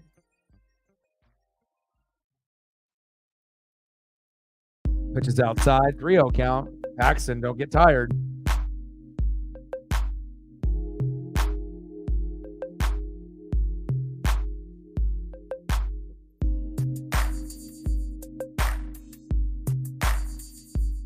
Takes a strike down the middle, 3-1 count. Yeah. Well, I think a majority of the people in the room besides Matt are a little bit older. A majority of the people, again, half the fan base is under 40. That'll be like, maybe 15 to 40, but a majority of like probably 18 to 40. And then the other is, 40 to 90. So kind of just depends on, the game or the stream that we're doing and whatnot. But I would say there's a fair amount of people that are in the room right now besides Matt that actually got a chance to see Fernando. It's always nice when you can get a pitcher that can hit. Obviously back when the rules were different. Popped up, 2 away. Next up for the Rockies, third baseman Alan Trejo. 0 for 1. Let's make it 0 for 2.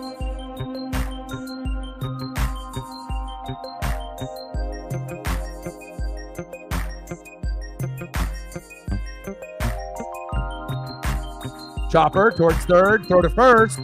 3 up and 3 down. Good inning there for the Dodgers. Let's go to the top of the 6th. 3-1 Los Angeles. Nice job by James Paxton.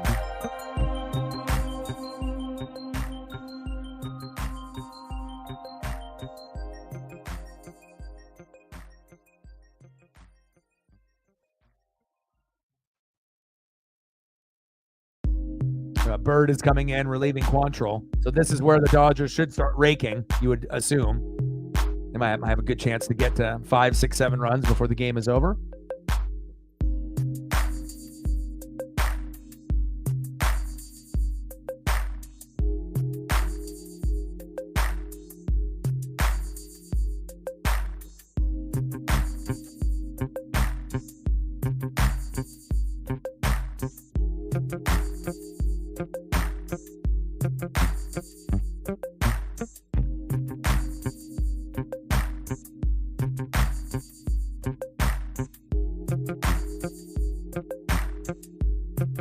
See if I can find at least a nice black and white of Fernando. I'm kind of an old soul, so I feel like I really connected like the black and white era, whether it's photos from like the 50s, 60s, 70s, 80s, 90s. There we go.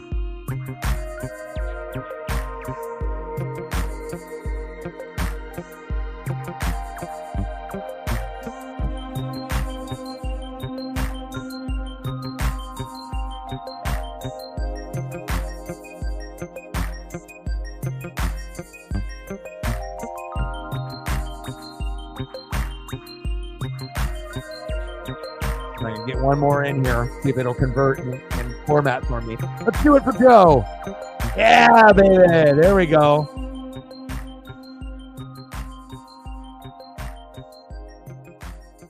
Hell yeah.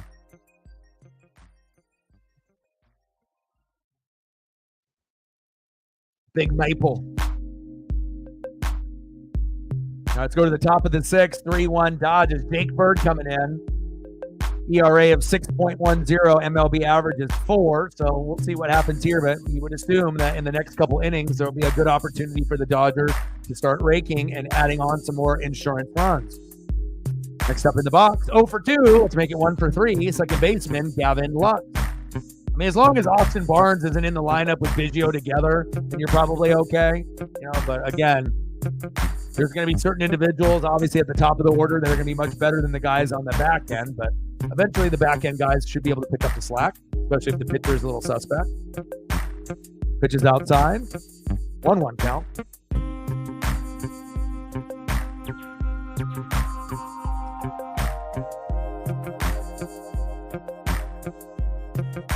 One pitch.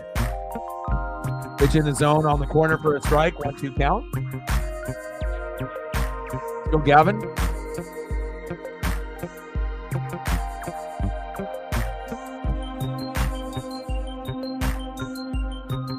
That one chopped foul.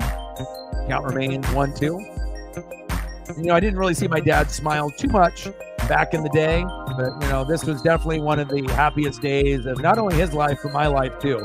Being at 10 years old in 4th grade and understanding how big of a day this was to meet a legend like Sandy Koufax. Just wish Drysdale was alive too, so that way we would have been able to meet them at the same time. But I'll never forget this. Really, really kind and very polite, and a really cool person, Sandy Koufax, Dodger legend. You're not going to see too many lefties that have the accolades like him, besides, Randy Johnson, the big unit, and Steve Carlton on the Phillies.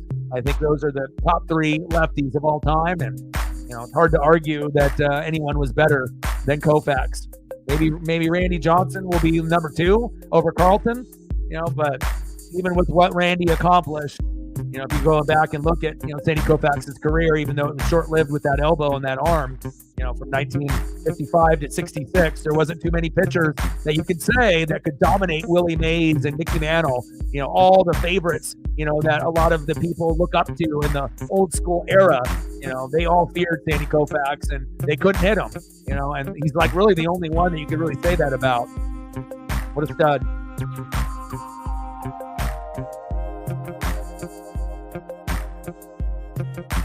Look at all these injuries. Kershaw, Yamamoto, Muncy, Grove, Betts. Disgusting.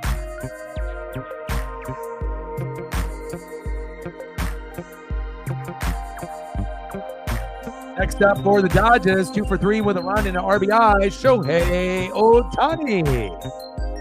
No showtime. Pitch is low and into the dirt, 1-0 count.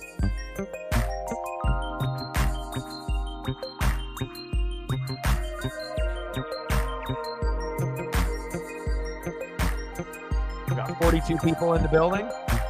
We got to 20 likes. We need 10 more to get to 30. If you haven't smashed the like button just yet, please do. We got 30 people on the YouTube side, 15 on the Twitter/X side. Takes 1 second to do your boy a solid. 2-0 pitch to Shohei. Chop towards third base. There you go. Go, go, go. That should be an easy stand-up double. Shohei is amazing. Showtime, baby. Way to be electric, my guy.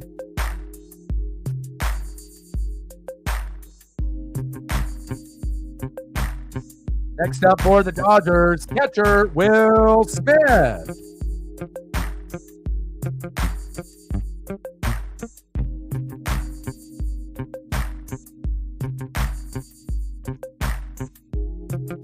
Glavine and Ford.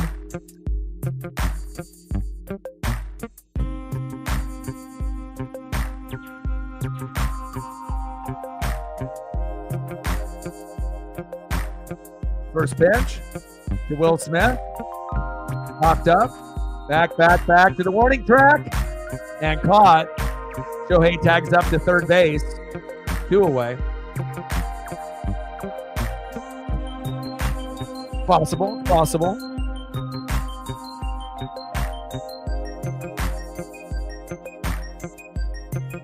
Next up for the Dodgers, 0 for 0 with a run and 3 base on balls, Freddie Freeman. I mean, they got, when Mookie's in the lineup, you got Mookie, Freddie, and Shohei that will be first ballot Hall of Famers. Kershaw as well, obviously being injured. They got a lot of potential with this lineup, but again, injuries have been the story of Los Angeles for many, many years. And again, it's all not about who's got the best record in the regular season, right? It's about winning 100 and 115 games. It's about who's hot and healthy when you're going into the postseason. And unfortunately for Atlanta and Los Angeles, that's kind of bit them in the last couple years. So we'll see what happens as we get into August and September. And then when we get into October, we'll see where we're at in the National League. All right, no problem. I appreciate you. I'll be back tomorrow. I think it's going to be a little bit earlier since I think we're going to be in Cleveland. So I'll be streaming tomorrow at 3:40 Pacific. I think I'm going to be doing that for like the next 2 days. And then on Thursday, I think the game is on really early, like at 10 or 10:30. And I may or may not do that stream that early. I might just watch it with Paisley. I don't know. I haven't decided yet. So. But get some rest. I appreciate you and your support. Feel better. And I look forward to talking to you soon. Vince Scully all the way. Appreciate you, Megan. Get some rest. 1-2 pitch. Freeman chops that one towards first. Foul. 1-2 count.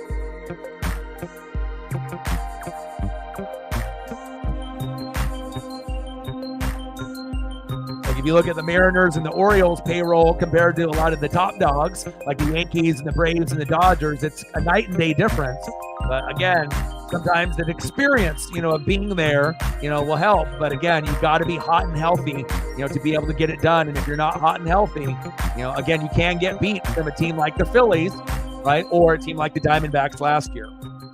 So it kind of makes you wonder who's going to be that surprise team this year in the National League that's going to join the party. You got Braves, but you got no Spencer Strider and no Ronald Acuna Jr. So most people think the Braves aren't going to make it to the World Series. The teams that probably have the best chance are the Dodgers and the Phillies. Brewers are pretty good this year as well. But there's going to be another team that comes out of nowhere that might be able. And then you got a bajillion teams in the Central that all have around 33, 34 wins. So who knows who's going to be like the second place team when it's all said and done. Brewers might not even be the first, but we would assume they would be this year. But Cardinals have been getting hot as of late. But again, with all those teams, the Cardinals and the Pirates and the Cubs, they go up and down so often. They're all like jumbled up around with the same record or maybe one game off. So chopper towards first, foul.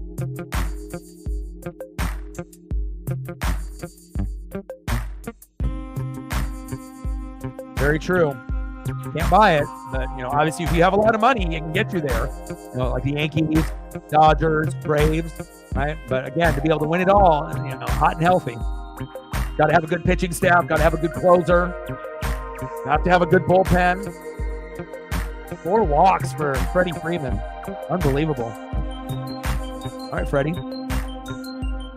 Runners at first and third for the former Mariner and Blue Jay left fielder Teoscar Hernandez, which he still was on the Mariners, but he's been doing fantastic for the Dodgers. 258 average, 17 homers, 51 ribbies.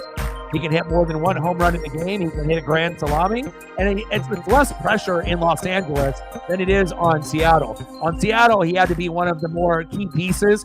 Here, you have Mookie Betts, you got Freddie Freeman, you got Shohei Ohtani, Muncy. So you can just be like the third, fourth, fifth best player. No pressure. And he's played very loose this year for Los Angeles, and it shows. He's been a huge asset for the Dodgers, Teoscar Hernandez.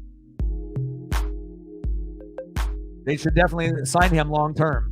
It's a good fit there for him if he wants to be there. 1-0 pitch. Teoscar takes a strike looking, 1-1 count.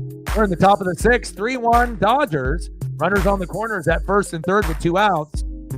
Teoscar Hernandez 1 for 3 with an RBI and a K. Let's see if he can go 2 for 4. Or hit a 3-run blast and make it 6-1. That wouldn't shock me one bit. Big swing and a miss. 1-2 count.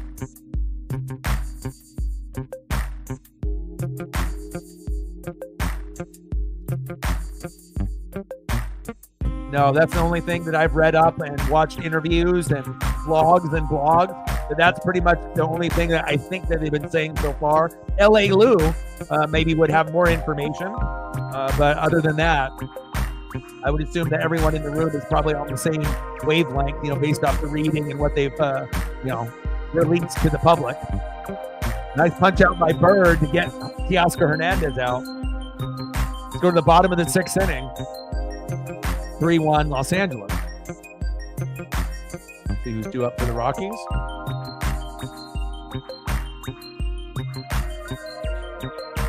Next up for Colorado, 0-for-1, second baseman Hideo Amador.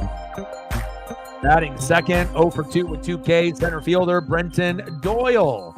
And batting third this inning in the 2-hole, left fielder Nolan Jones.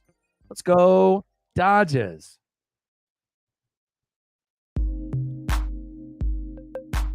Yeah, me too. I don't want to see the, it's cool to be able to see these Japanese pitchers coming in and being able to showcase their talent. The last thing that we need is to have these guys get banged up and hurt and whatnot.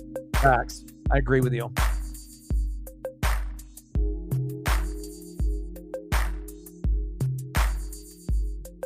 And if there's anybody in the room still that donated early on that still wants some photos of their favorite players, holler at me in the chat and I'll be able to throw those up. Yeah, it just sucks that the NBA is at such a shitty point. Again, if in past years, I would be doing the NBA Finals, potential clinching game. But again, I've never been so disinterested in one of the 4 major sports like the NBA. I think like in the last 5 years, just like sports talk, for TV and podcasting, it's at its all-time low.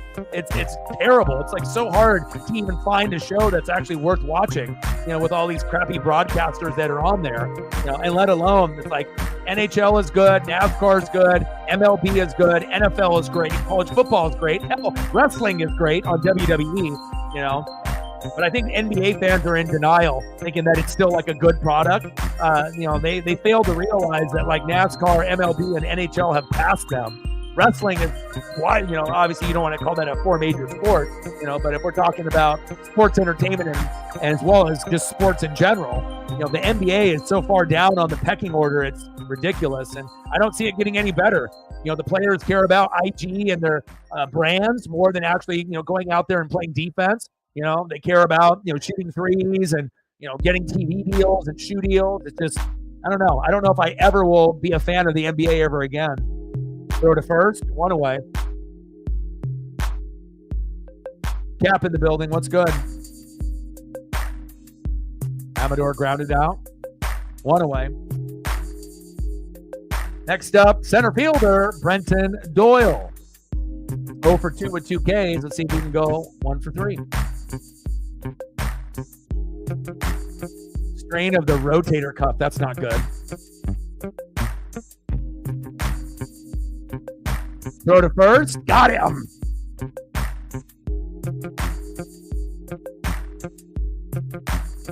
Tricep strain, then said rotator cuff.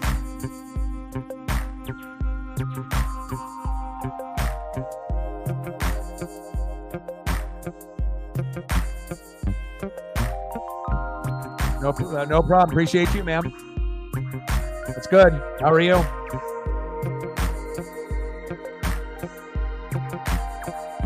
Oh, Dodgers are going to win tonight, Cap. So, bottom of the 6th.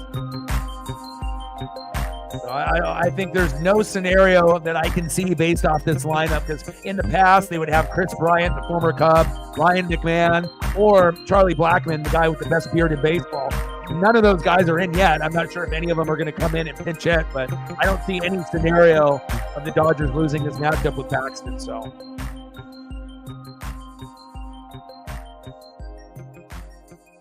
bottom of the 6th, 3-1 Los Angeles. 2 outs, 1-1 count from James Paxton to Nolan Jones. My pup is in here in the room. Takes a strike down the middle there. 1-2 count.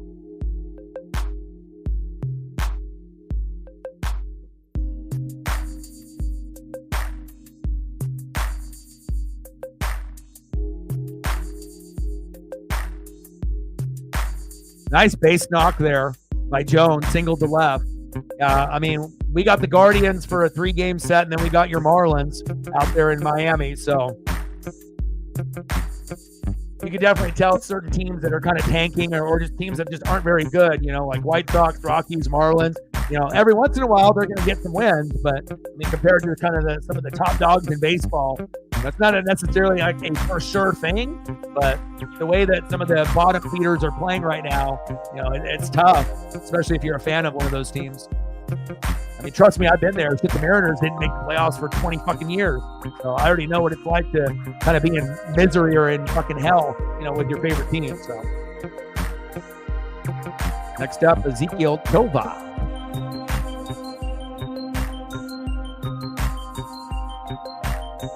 0-1 pitch. Popped up to right field. Hayward is there. Leaves one stranded. Seems like that's the story of the day for the Rockies. They'll have like one on, but they can't knock him in. Only 2 hits total for the Rockies all night. Good performance here from Paxton. All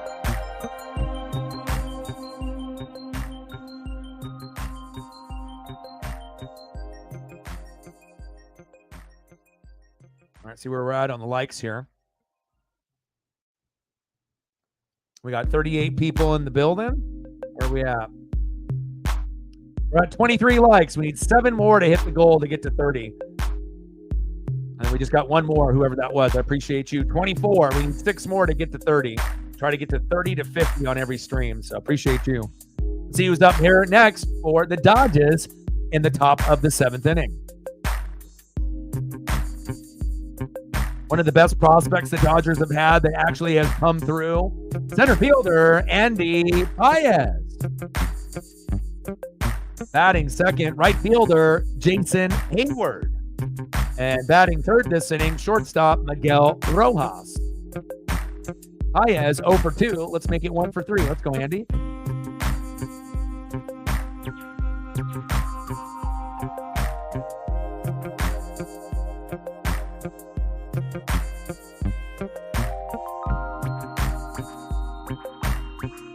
I'll throw up another photo for Andy and he'll get a hit.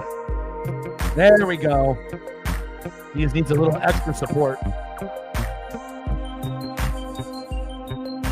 I know, very low pitch count for him. It'd be awesome for him to be able to get to 7-1. I mean, considering Kershaw and all the other pitchers are injured.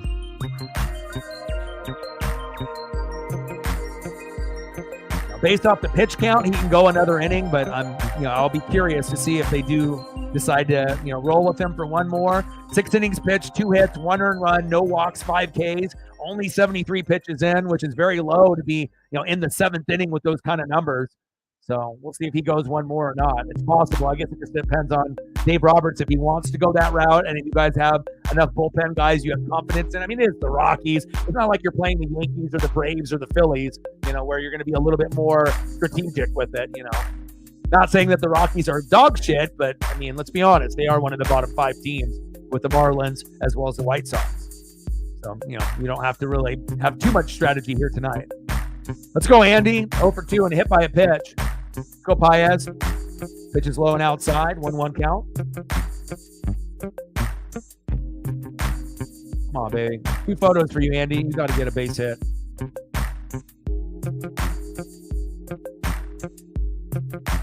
One pitch. Chopper. Ah, damn it. Great catch.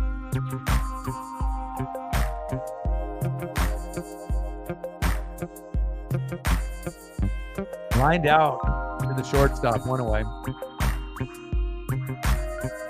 Next up, 1 for 3 with a K. Right fielder, Jason Hayward.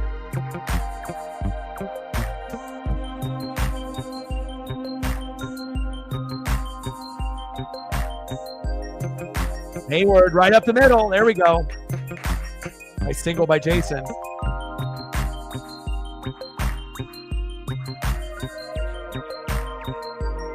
That's a good question. How many points is he at right now? I mean, obviously the Mavericks are just rolling over and dying and giving up. But nobody really watches the NBA anymore. Nice single to center by Hayward. Next up, shortstop Miguel Rojas. Let's go, Miguel.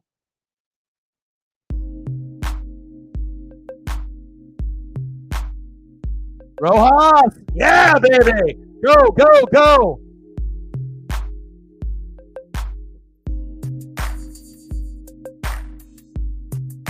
Yes. Safe, baby.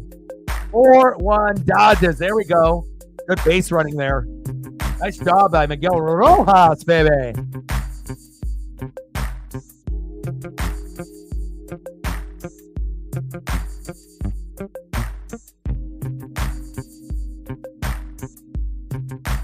Next up, Gabon Biggio. 0 for 3 with a K.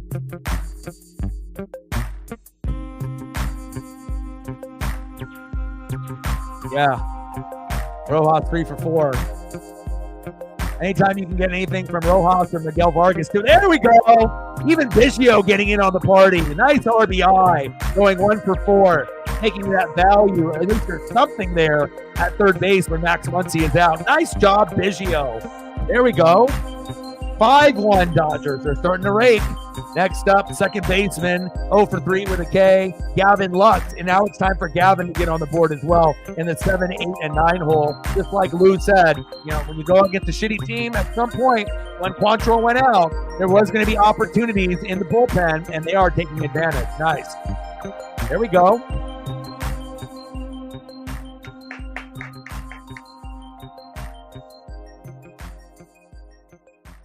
(5-1) Los Angeles. Hell yeah.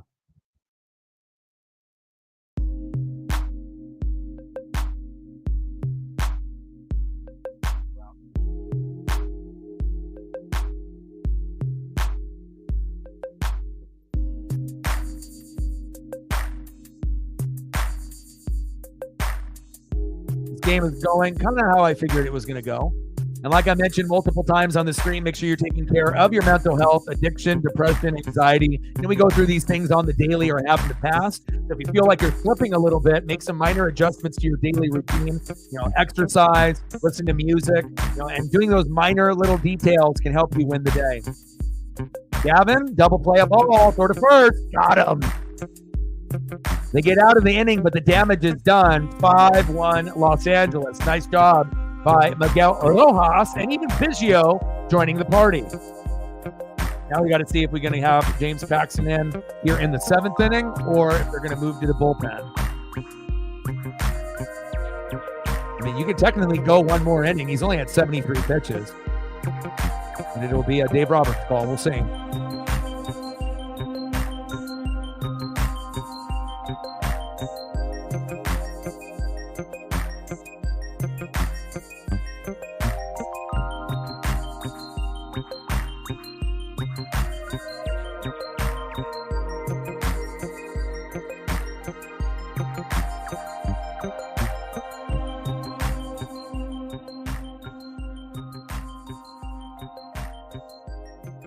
Let's take a look. I'm looking here.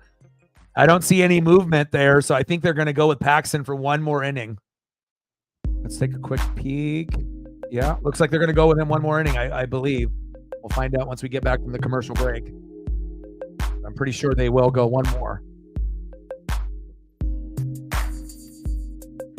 Next up for the Rockies to get them their only run, a solo dinger. Catcher Jacob Stallings.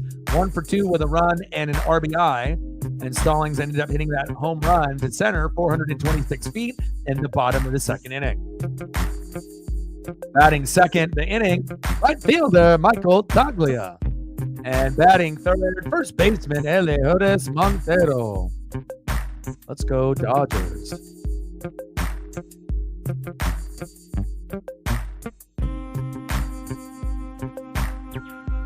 Take it easy, Matt.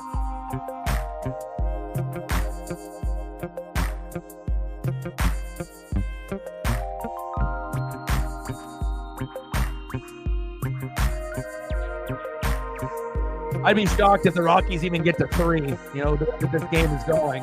It feels like they'll maybe get one run or none. That's kind of the vibe.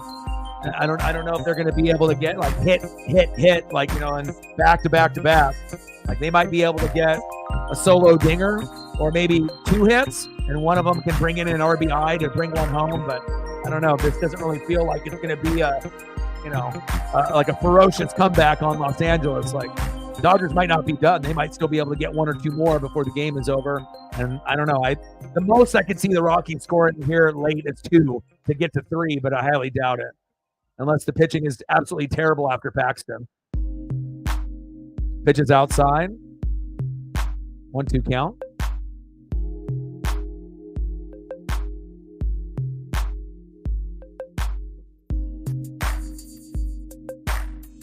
Pitches outside. 2-2 count to Stallings.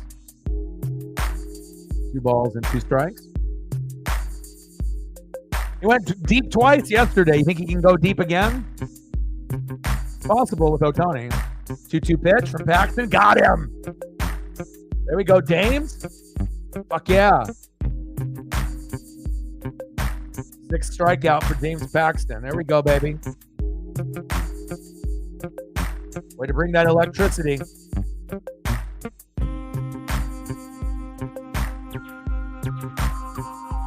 Next up for the Rockies, right fielder Michael Toglia. Tolia. 0 for 2 with a flyout strikeout, batting .181, 5 homers, 17 ribbies with an OPS of .619.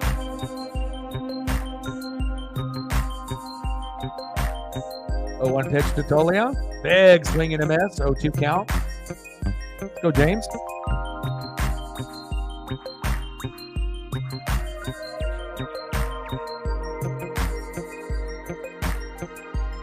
.2 pitch. Pitch is low and inside. 1-2 count.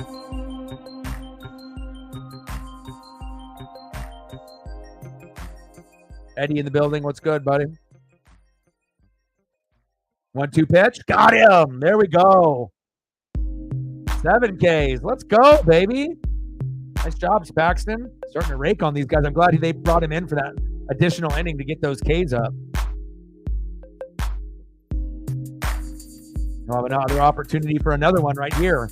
Next up, first baseman 0 for 2, Elehuris Montero. See if he can end up striking out the side. Wild pitch. 1-0 count.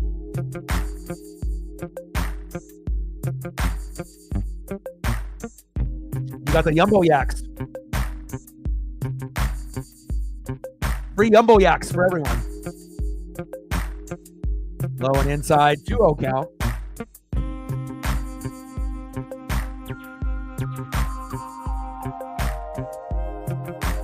Bottom of the 7th, 5-1 Los Angeles. Paxton high and inside, 3-0 count. No walks, James. Let's go.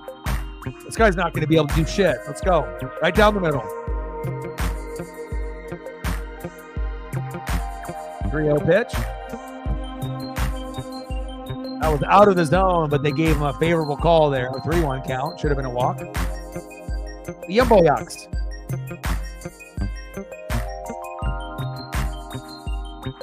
Ooh, pitches inside towards the knees.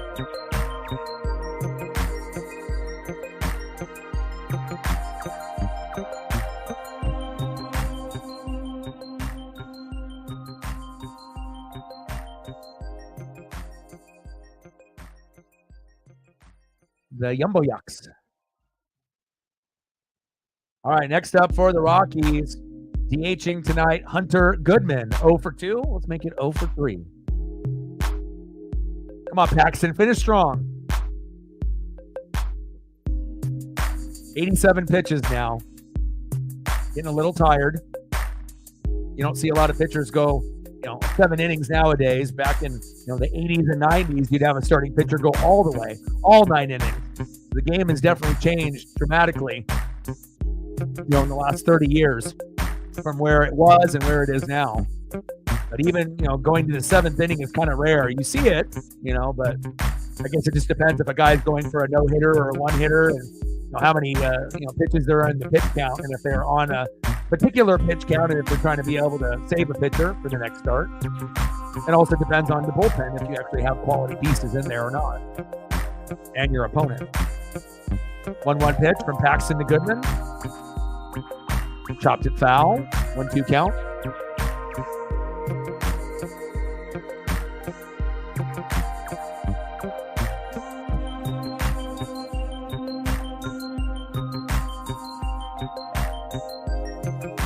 Come on, baby. Smoke them. Finish strong, James. 1-2 pitch to Goodman.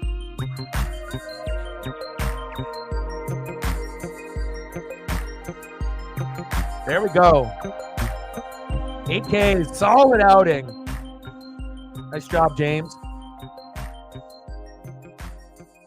Good outing for Paxton. Glad they had him come in there and get a couple extra Ks there to add to his total. Nice job. End of the 7th inning, 5-1 Dodgers. Let's see if we can add on a few more insurance runs and have a little bit of action here. See if we can get to maybe 7 by the game. We'll see how much more time we have. We're, a couple more innings, maybe 30 more minutes of action. Top of the 8th, 5-1 Dodgers. Leading off for the Dodgers, 3 for 4. Is he going to have a 4 for 5 day? Maybe we need the home run here now. 3 for 4 with a run and an RBI, DHing for Los Angeles. Shohei Ohtani. Batting second this inning, catcher Will Smith. And batting third, first baseman Freddie Freeman. And hopefully Freddie doesn't get walked 5 times in a game. I don't know if I've seen a player get walked 5 times. Hell, I don't even think I've seen a player get walked 4 times in a game besides Freddie today all year. But I'm typically doing Mariners streams for Seattle, but it's pretty rare to see a player get walked 4 straight times in a game. But we'll see what happens here. Hopefully they'll start raking at the top of the order. That's a good question. I don't know. We'll have to wait and see. I got to see what's going on here and see where they at pitching-wise. Quantrill, Bird, Hartley, and obviously Paxton will go out. I don't know.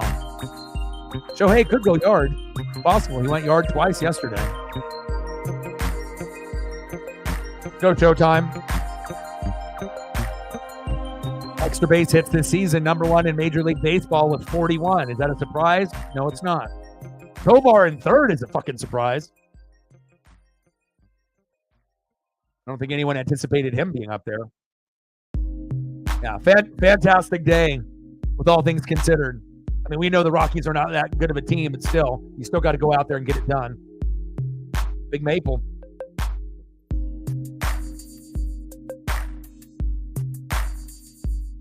Shohei chops that one, crushes it, foul towards third base.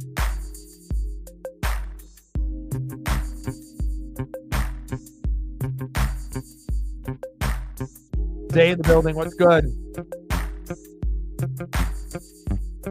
1-1 pitch to Shohei Ohtani. High and outside. 2-1 count. Top of the 8th, 5-1 Dodgers over the Rockies. And it's been a pretty dominant day. 5 runs, 11 hits, 1 error by Paxton. 1 run, 2 hits, no errors for the Rockies. So Paxton held them to a 2-hitter, and they had just a solo dinger by Stallings, and that was pretty much it. So great outing so far. Ian Happ with a 3-run jack. 2-2 pitch to Ohtani. Drops that one foul. Count remains 2-2. What an embarrassment for the NBA. I get it if you're a Celtic fan, good for you. But as far as fans of other teams, this has been the most boring, not exciting, playoff run in the NBA playoffs I've ever seen. I mean, besides the COVID, fake championship for the Lakers. I don't know. That one was just I don't know. I don't know if you could really have a true champion during the COVID period. I don't know. That one just didn't really feel real, but it's none of the games have really been that close. If you go into the playoffs, a lot of them are 20, 30, 40-point blowouts. It's not really fun to watch. At least on the NHL side, pitch in the zone for a strike, or did they call that a ball? Oh, they walked him. But at least on the NHL side, at least most of the matchups are pretty close. Top of the 8th, 5-1 Los Angeles. Shohei to first. Didn't get the home run that we were looking for, but very good day for Shohei. Next up, catcher Will Smith. 1 for 4 with an RBI. Let's make it 2 for 5.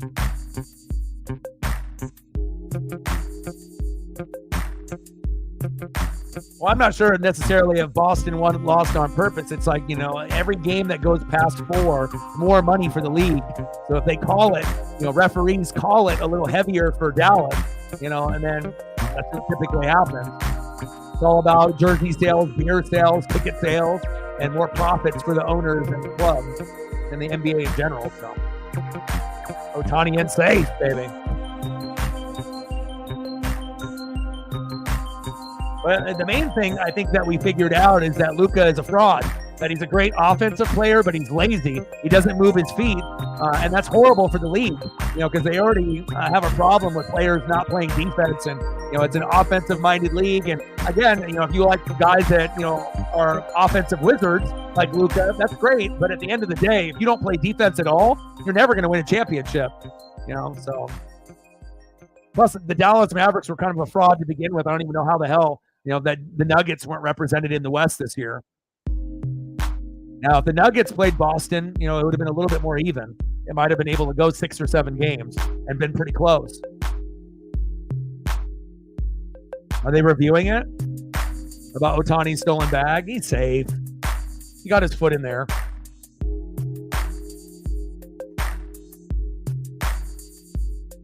But Luka's never been exposed of not being a good defender as much as these NBA finals. Like, I've never seen a superstar, top 5, top 10 player, that gets all the love and pub from all the younger generation and the kids, and then finally getting exposed for not moving your feet and playing D. It's like, I've never seen a superstar so lazy, and usually the European guys are very fundamental, you know what I mean? And he's also a whiner. He always bitches and moans to the ref and doesn't get back on D. So I think that his legacy took a big fucking hit this year. People are still going to rock his jersey, even with this NBA Finals loss.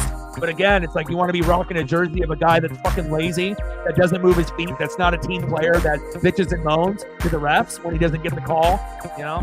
That's kind of a turnoff, as a fan. So. He's a great offensive player. We got to give him that. Luka's an amazing offensive player, but he's very one-sided. There we go. Runner is safe. Nice job, Shohei. What are the Rockies booing for? Like, dude, you're fucking down 5-1. You're not coming back. Relax. It's Shohei Ohtani.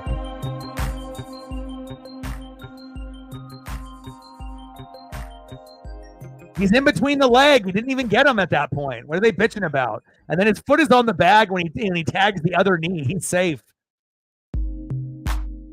He's in between the leg. He's safe.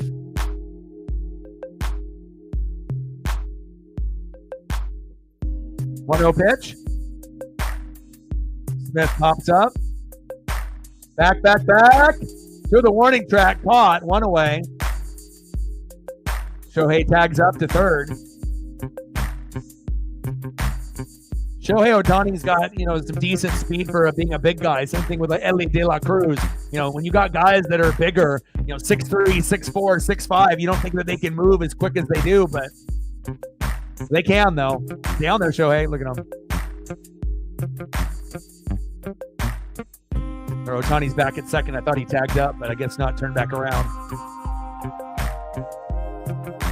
Next up, Freddie Freeman. 0 for 0. 4 walks. It's his time now. Now they're trying to throw to second to get Shohei out. Did they get him? Wow, boo! Wow, they caught Shohei sleeping there at second base. 2 away. Or was it a balk? What did they call there? Oh, the balk. They got him. I was just saying, they didn't throw there, did they? Okay. They got him with a balk. Shohei to third. All right, come on, Freddie. I don't want to see 5 walks in a game.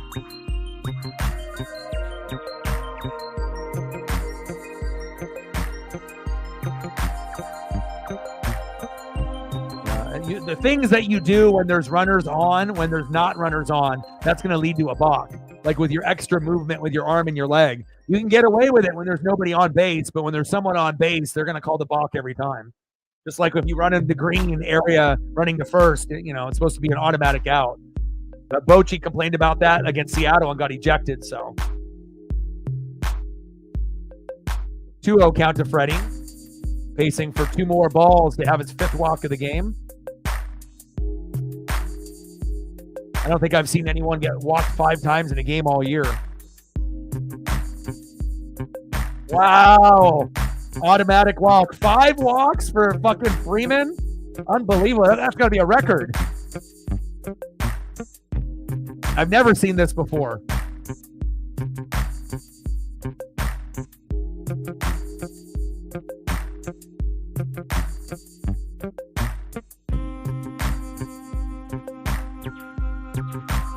Todd Helton 5 times. Wow, only the second player to do it. Todd Helton and now Freddie Freeman. Next up, left fielder, Teoscar Hernandez. I was going to say, I mean, I got a pretty good memory. I'm not going to remember everything, and I don't watch every single game in entirety, beginning to end of every team, because that would be impossible. But 4 or 5 walks in a game is insane.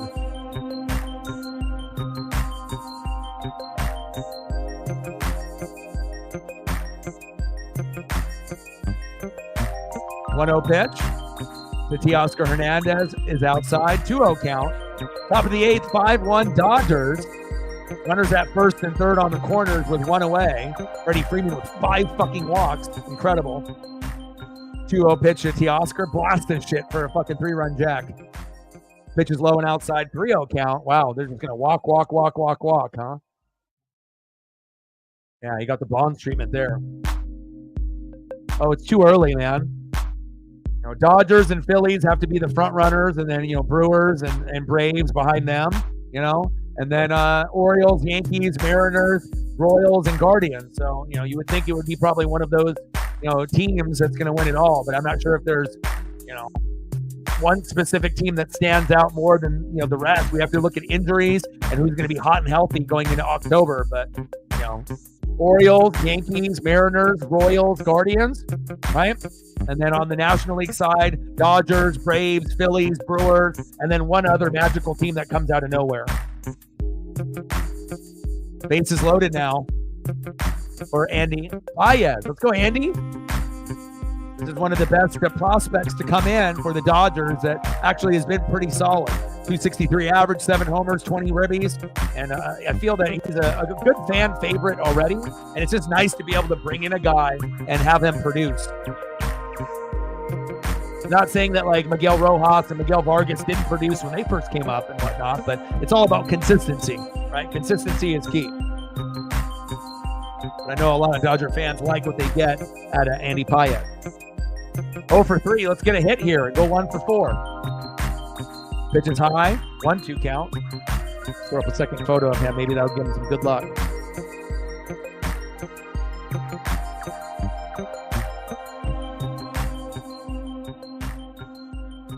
Yeah, this guy's really tired right here. Heart leaves garbage. 1-2 pitch. Oh, why did you swing at that? Jesus, Andy? Andy could have had a walk, and that would have brought in an automatic run. But again, he's young, and he'll learn. But again, that was so inside. He should have just took that ball. But again, that's what happens when you're very youthful and young, right? Next up, right fielder Jason Hayward, 2 for 4 with a run and a K. Let's go, Jason.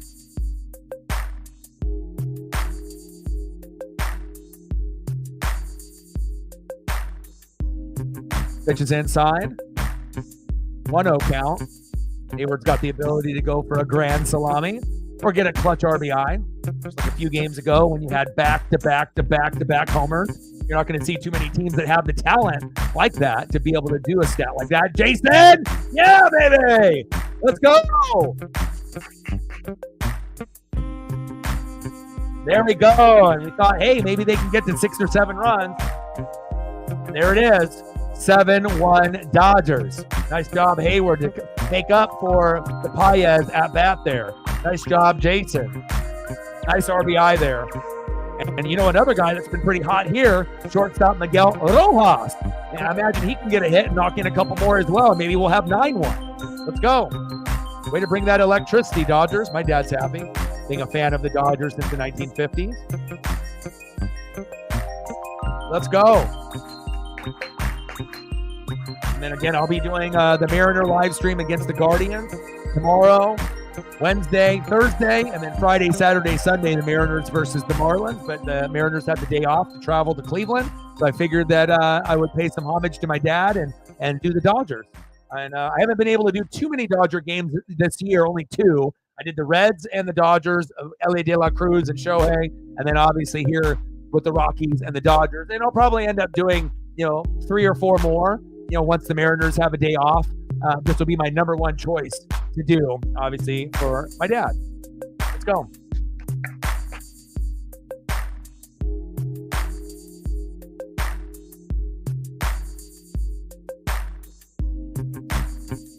I agree. Got a little excited. But Hayward made it happen. And now you got Rojas up, which potentially can get you 4 for 5 days. That's solid.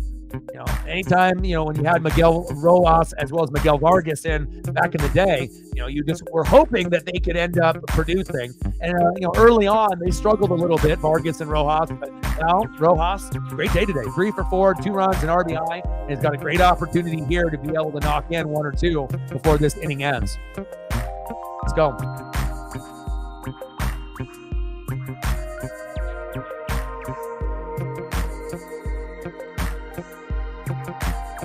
See where we're at on the likes here tonight. I know my dad's excited. He's watching. All right, we got 32 people watching on the YouTube side, 16 on the Twitter/X side. Are we at 30 yet? No, we're not. We need 4 more likes to get to 30. 3 more. So if you're one of the 33 people that is in the room and hasn't smashed the like button just yet, please do. The people that are watching on Twitter/X have no like button. So we got another 17 people that are watching over there that don't have the ability. So hopefully we can get at least 3 more to finish it off with at least 30 before the game ends. That'll help out with the algorithm tremendously.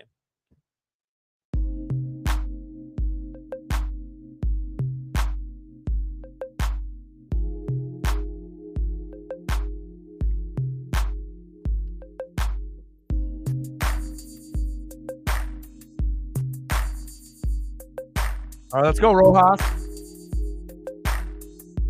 This is one of the better games that I've seen Miguel Rojas have this year. 3 for 4, 2 runs, and an RBI. He's locked and loaded. He can play some defense. And obviously the bat has been electric tonight. Let's go.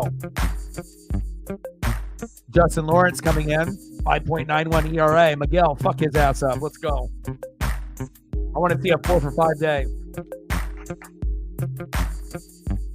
Well, the Dodgers, obviously, it's very possible for them to do it. The biggest threat to the Dodgers is the Phillies this year. So, the Braves don't have Strider or Acuna. So I figured if the Phillies or Dodgers play the Braves, they'll be able to take care of them. Brewers are going to be a sleeper team. They're pretty good. And then there'll always be another sleeper team that comes out of nowhere. Phillies 2 years ago, Diamondbacks last year. So just because you win 100 to 115 games, like the Dodgers and Braves typically do, you have to be hot and healthy late in October to be able to go, the distance. And the American League has, been pretty tough. If you actually look at, the teams that get a lot of love and pub, the National League, right? The American League teams usually don't get as much. But again, the Orioles and Mariners are on the up and up as being young teams, that have a very bright future. Yankees are much better this year with Juan Soto added to the lineup, right? And then obviously the Rangers have taken a step back. But then also you have the Guardians and the Royals that are kind of sleeper teams that we don't really know how far they'll go if they make the playoffs. But Stephen Kwan's batting almost 400, and Bobby Witt Jr. is a fucking stud. If you didn't know how good Bobby Witt Jr. was before, when he came in as a rookie with Julio in 2022, I think you're starting to realize that he is a first ballot Hall of Famer, and Bobby Witt Jr. is must-see TV, just like Adley Rutschman and Gunnar Henderson are, for the Baltimore Orioles. Lou with a tour. Appreciate you. Stacks on stacks, racks on racks, little cactus stack, bang, bang, $2 holla. Yeah, can't be coming in here and saying pages. 32, 68 to go. Appreciate you, Lou. You got a particular player, old school player for the Dodgers you want me to throw up? A little Drysdale, a little Koufax, anything that you like from back in the day, you let me know. Steve Garvey, Kirk Gibson, Oral Hershiser, you let me know. Rojas with a strikeout. That was rare. Let's go to the bottom of the 8th inning. They couldn't add any more, but the damage was done. 7-1 Los Angeles.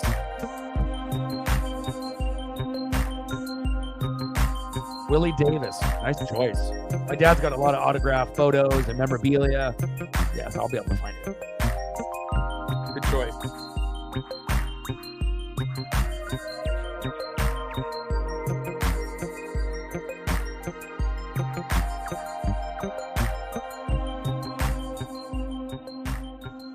I like the, it doesn't have to be the most popular person, just someone that you liked or have a memory with. I got you. Appreciate you. First dono to the channel, Balu.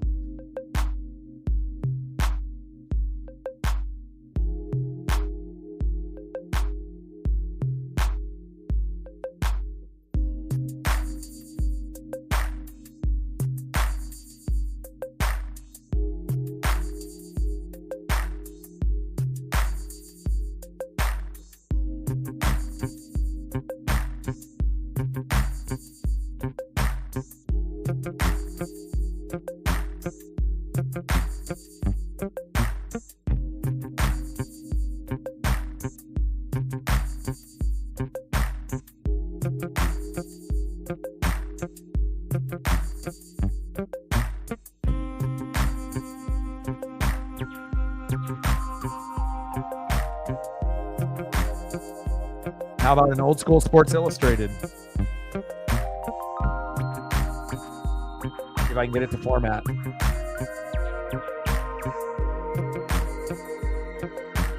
Let's go.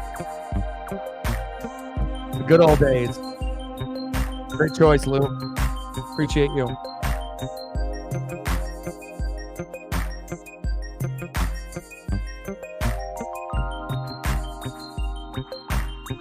Bottom of the 8th, 7-1 Dodgers. I'm really happy this wasn't like a 1-0 type of game, and I didn't think it would be. I mean, the Dodgers, even with Mookie out with the broken hand, still plenty of fire in the lineup, and it's the Rockies, so obviously we know that they're not going to put up too much from game in and game out.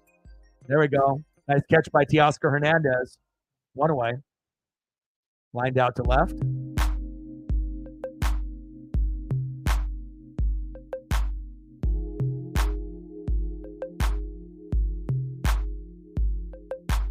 No luck for you, Allen.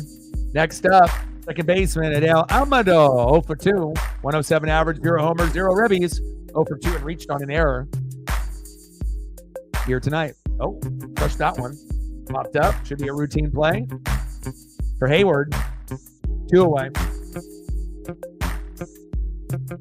Next up, center fielder, Brenton Doyle.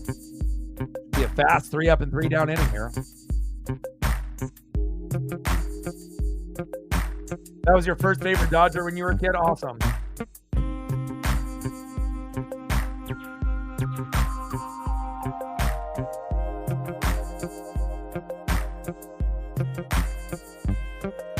You know when it's bad when you get hardcore NBA fans, like hardcore, that say that they don't enjoy it anymore or they don't watch as much.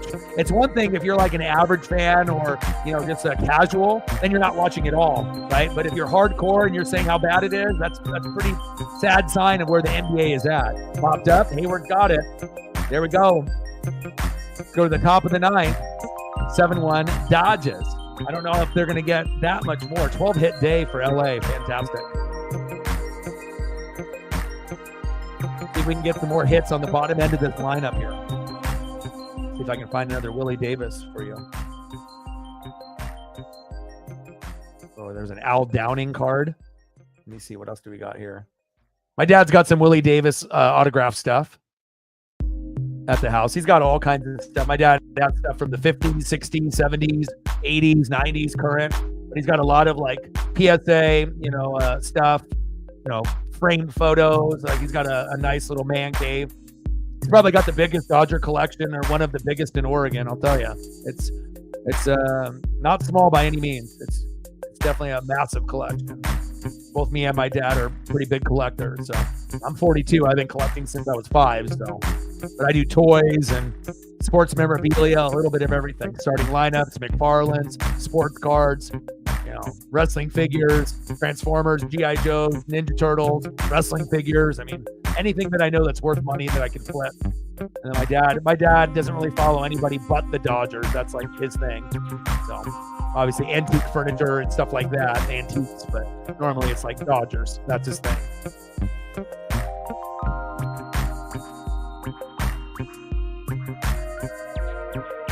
Oh, okay. Nice. All right, let's see if LA can pour it on here. Shout out to all the people watching on Twitter/X as well as YouTube. I love you and appreciate you very, very much. Appreciate you, Lou. Giving the first dono to the channel. It always means something. Appreciate you very much. Next up, third baseman, 1 for 4, Ivan Biggio. Coming up with a nice RBI.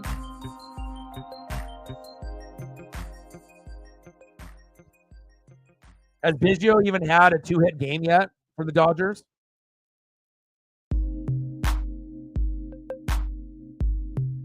.202 average, 2 homers, 10 ribbies this season. I mean, based off a stat line that low, I doubt it. But maybe. 1 for 4 with an RBI and a K, though, and so sometimes you can have guys that are on the lower end of the lineup, and sometimes they can be unsung heroes. People doubt them; they're not going to do anything, and of course, usually those are going to be the worst hitters, typically, in the 7, 8, 9 hole. But every once in a while, you can get some good Uncle Mo and some good momentum from guys at the bottom end of the lineup. 1-2 pitch from Lawrence to Biggio. Pitches inside, 2-2 count.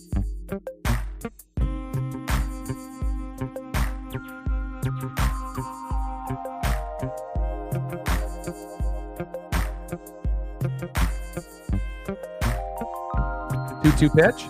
Pitch is low and into the dirt. 3-2 count. Count is full.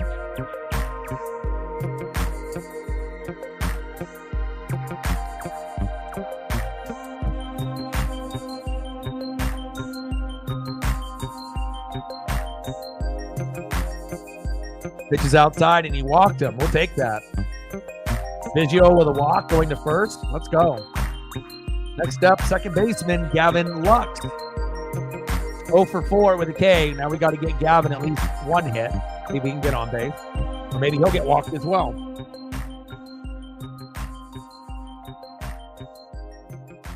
Zane's prediction might come true. It's pretty close. He thought 7-2. I'm not sure if the Rockies are going to do anything here in the 9th, though, but 7-1, pretty close. Good prediction by Zay. 207 average, 1 homer, 16 ribbies, 0 for 4, and grounded out into a double play in the 7th. 0-1 pitch from Lawrence to Lux. There we go, Gavin! Yes, sir! Go, go, go! Player fell down. There we go. Nice RBI. 8-1 Dodgers. Nice job. Yeah, Andres Galarraga, Dante Bichette, Larry Walker. That's when they were good back in the day. Nice job, Gavin.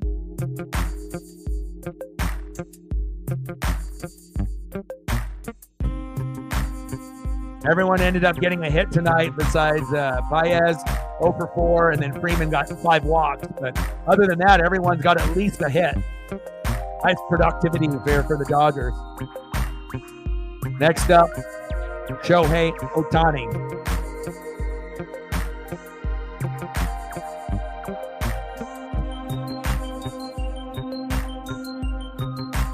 (8-1) Dodgers.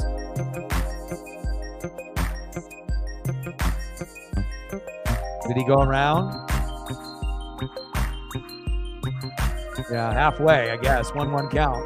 Top of the 9th, 8-1 Dodgers. Shohei batting .316, 19 homers, 47 ribbies, OPS of almost 1,000. Shohei, little dribbler, throw to first, 1 away. Now, Shohei Ohtani and Aaron Judge are fantastic. Bobby Witt Jr. is having a great year. But sometimes it's about the guys that aren't talked about, like Luis Ariz, on the Padres, or guys like Stephen Kwan adding almost 400 for the Guardians. Hopefully the Mariners can fuck him up tomorrow, because I know Stephen Kwan is going to be a big part of the Guardians' success. So it's going to be a hell of a series here starting Tuesday, Wednesday, Thursday. 2 top 7 teams in Major League Baseball, Mariners, Guardians. And I'll be streaming at 3:30 Pacific tomorrow.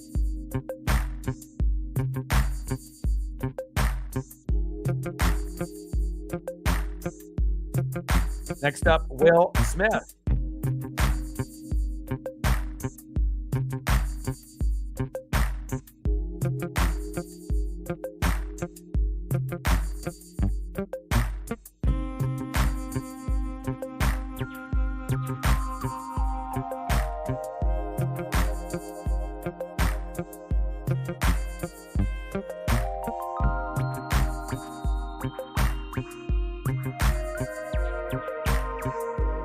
Big swing and a miss. Yeah, Florida will win tomorrow. It's over tomorrow. I mean, Edmonton getting 8 goals is a little ridiculous, but again, trying to extend the series, make more money, obviously more profits. But at the end of the day, when you have a lead like that, and when you're 3-0 and it goes to 3-1, there is a chance Edmonton could push it an additional game, where it ends up being, Florida in 6 instead of Florida in 5. But there's a good chance that Bobrovsky will get it done with Tkachuk and company, and, they'll end up winning it. 2-2 pitch from Lawrence to Smith. But we already knew, after a couple games that Florida and Boston, on the NHL side and the NBA side, it was done. There's no coming back from the Mavericks. And, Edmonton is in a better position to at least win more than Dallas did. But still, when you get down 3-0 to a team like Florida with Bobrovsky and that, you're fucked. You're not coming back. Plus, Florida was close the previous year. And sometimes you got to lose and crawl before you walk, and you lose before you win. So, sometimes you have to go through that pain before you can have that joy to be a champion. 2-2 pitch from Lawrence to Smith. Let's go, Will.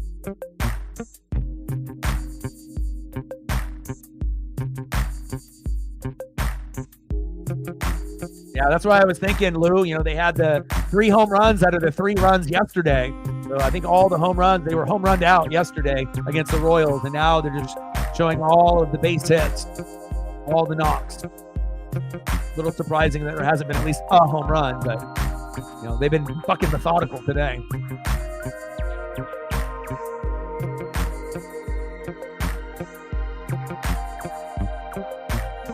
Stephen Kwan has been balling out for the Guardians, and Arise might be the closest thing that we have seen to Ichiro. Game in and game out. It's like you can count for Arise going, doesn't matter if he's on the Twins, the Marlins, the Padres, like you put Arise on any team, the guy's going to bat 300 to 400 almost every time. Like you never really see him, go below 3. But again, a lot of these guys are good, but they're not Ichiro. They're not Tony Gwynn. They're not Pete Rose, especially Tony Gwynn. In my lifetime, I haven't seen too many players that are going to be on his level. That one chopped foul, 2-2 count. Nice foul ball for a fan.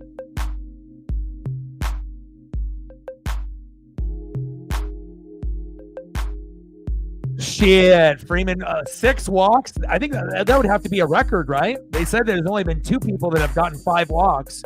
Todd Helton, like in 2007, 8, or 9, whatever they said, and then Freddie Freeman here tonight. I'm not sure if there's been a player that's ever been walked 6 times in MLB history. I mean, even though we've been playing games for over 100 years, but that would have to more than likely be a record or tie a record. Maybe there's been another. Someone needs to look that up. What are the most walks that has ever? How many walks have you been able to get? The most in a game. Jimmy Fox, 6. Is that the record? Is 6?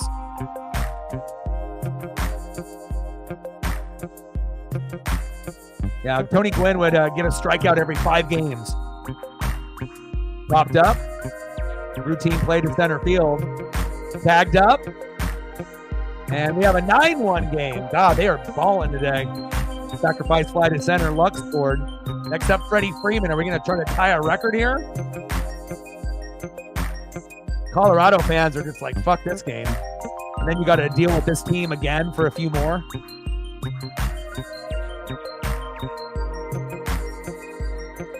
Well, I imagine the broadcasters will bring it up here now. There's Jimmy Fox right there, 1938. Only player to walk 6 times. So Jimmy Fox is the record holder. So this would be to tie the record. And this guy's pretty wild and Lawrence. And Freddie doesn't fucking chase. So as long as this Freddie sits there, he'll probably tie Jimmy Fox.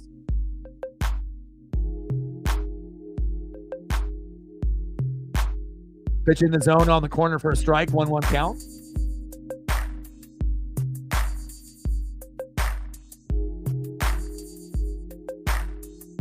Like, sub, donate, comment, share. 1-1 pitch.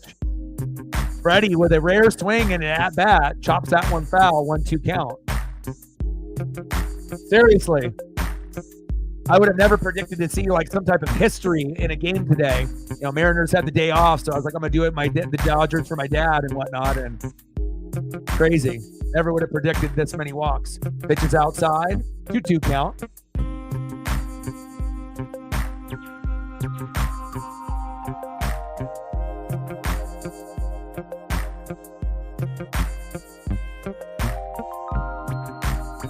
Chop that one foul. We need one more. There we go. We just got to 30. We hit the goal. Nice. We need 5 more to get to 35. We got 51 people here in the building watching this Dodger blowout. 2-2 pitch from Lawrence to Freeman. There we go. He didn't get the record with Jimmy Fox, but he got on base. There's my boy Freddie. Nice job. He's like, dude, I got on base. Nice job, Freddie. I was like, I got to be able to see at least Freddie get one base hit or a home run today. There we go. What a crazy stat line. 5 walks in a single. Never seen that before. Someone needs to look up the Todd Helton numbers when he had the 5 walks. So if that was like all he got, or if he ended up getting a base hit as well. Someone needs to look that stat up for Todd Helton when he got the 5 walks. I want to know if that was all he got, or did he end up actually getting a hit like Freddie? Next up, left fielder Teoscar Hernandez, 1 for 4 with an RBI, a walk, and 2 Ks. They're strategizing right now, like, oh, what do we do? We're only down 8 runs. We can come back.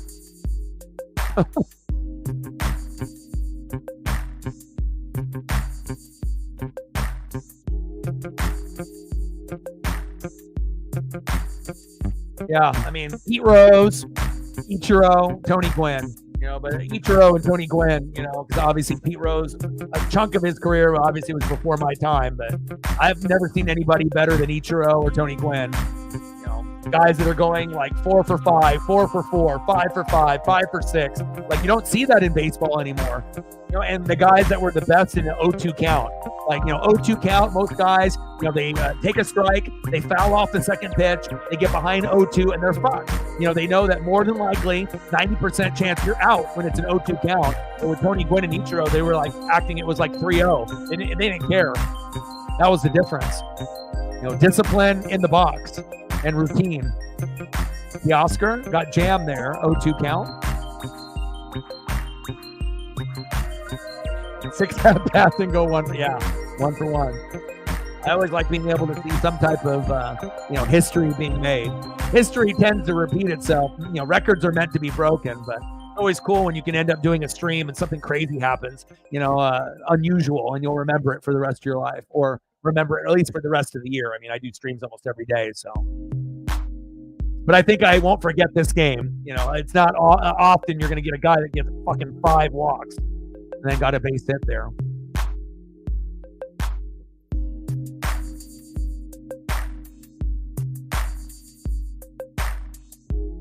Pitch is low and outside, 2-2 count.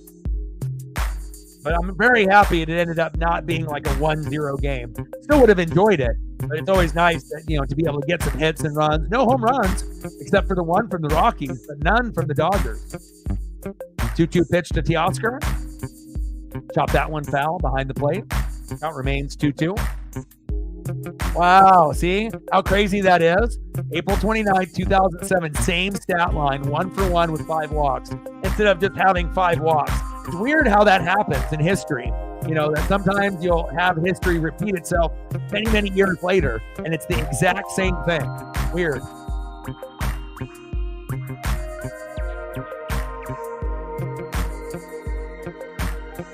Right, like Little League or like maybe in college or high school, but not in the pros. One guy that's had 6 walks with Jimmy Fox, and then now 2 that have had 5 and a hit. Todd Helton and Freddie Freeman. Kind of makes me wonder if Freddie didn't have all those walks, maybe he was the guy that would have had the home run today, you know, and he probably would have had a couple more RBIs. He only had 1 intentional, though, out of the 5 walks. The other 4 were just because the pitchers couldn't hit the zone.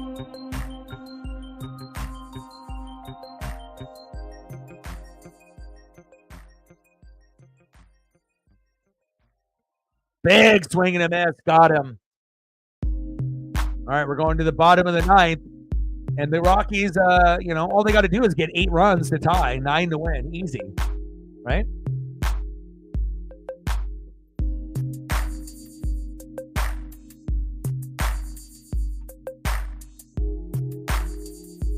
And like I mentioned multiple times on the stream, make sure you guys are taking care of your mental health. Addiction, depression, anxiety. These are things that a lot of us go through on the daily or have in the past. So if you feel like you're slipping a little bit into the darkness, make some minor adjustments to your daily routine. Eat a little bit better, exercise a little bit more, right? Take care of yourself, listen to music, spend time with friends.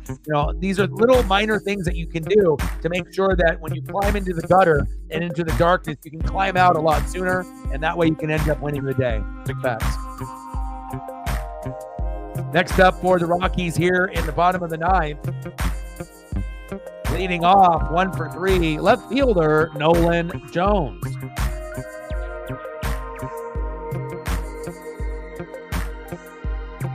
Batting second, 0 for 3, shortstop Ezekiel Tovar. And batting third with the solo dinger in the, was it second or third inning? I think it was in the second. Let's take a look. It was in the bottom of the second, catcher Jacob Stallings. So Jacob, see if he can end up hitting another dinger to make it 9-2. Otherwise, we're going to have a 9-1 final, more than likely.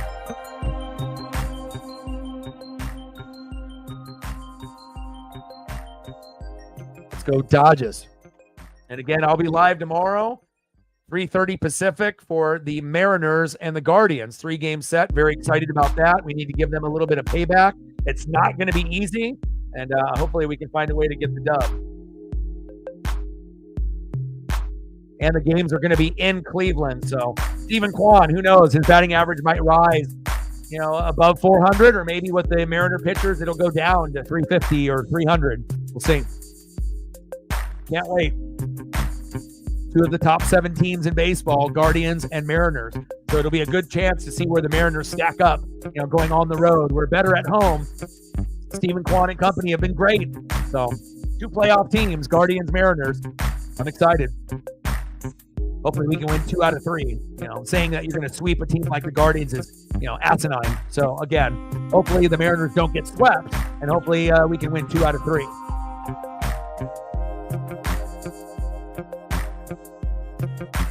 But Guardians and Royals are solid this year, just like the Mariners, Orioles, and Yankees. One of those 5 teams is going to represent the American League and go to the World Series. Kind of cool to be able to say that, hey, Seattle's relevant. We didn't make the playoffs for 20 years. Cal Raleigh got us in with Julio and George Kirby in 2022. We were inconsistent last year, popped up for Jones. Could be a routine play there. 1 away. And we're inconsistent last year with pitching and hitting. Didn't make it. Got close to a wild card that, got edged out. And this year, we're winning the American League West. We're going to beat the brakes off of everyone in the division, the A's, the Angels, and exclusively and especially the Astros and the Rangers. And again, 90 to 95 wins is what I predicted, and we're pacing for that. But again, going against the Orioles and the Yankees and the Guardians and the Royals, it's fair to say that we might be the 5th best, out of those 5 teams. And I'm okay with that. We got to prove that we can hang with these big boys.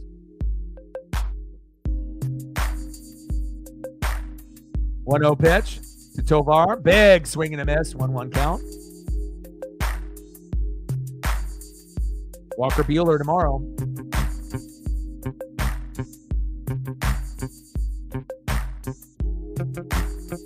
1-1 pitch to Tovar. Popped up. Nice job, Andy. 2 away. All right, last hitter, the only person to actually get them a run on the board. Thank God for Jacob Stallings. Otherwise, it would have been a 9-0 game, at least for the Colorado fans. Or are they having someone pinch hit for him? Oh, they have Jones coming in. Why would they have Jones come in for Stallings when Stallings was the only one that homered for them? Stupid. All right, well, that's Colorado doing Colorado things. Yeah, 5th best still gets in the playoffs. But again, I still think that we're going to have a good chance to, catch up to the Yankees and Orioles record. And, as good as the Guardians and Royals are, they're going to be like the Mariners. They're going to be slept on. Most people are going to say Orioles and Yankees are going to represent, just like they're going to say the Dodgers and Phillies are going to represent for their respective leagues. But, we'll see. Sometimes it ends up being the 3rd, 4th, or 5th best team, not the 1st or 2nd best team record-wise. So that's why we play these games, right? Yeah, righty on lefty thing. 1-1 pitch. Oh, shit! I guess they made the right decision. Back. Gone! Well, I guess I'm going to eat my words. There's the homer by Jones. Should have played Greg Jones earlier. My goodness. Wow.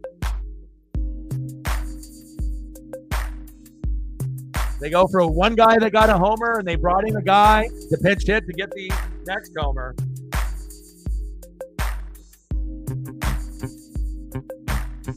Fucking Greg Jones. Unbelievable. I wouldn't have predicted that. Maybe a base hit, but not a home run. Nice job, Greg. I mean, at least that wasn't against Paxton. All right, Greg. Nice goggles, my guy. 9-2. Now you only need 7 more runs.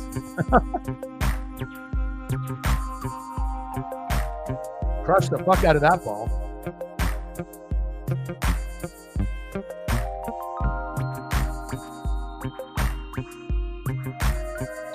Yeah, you got to get that ball.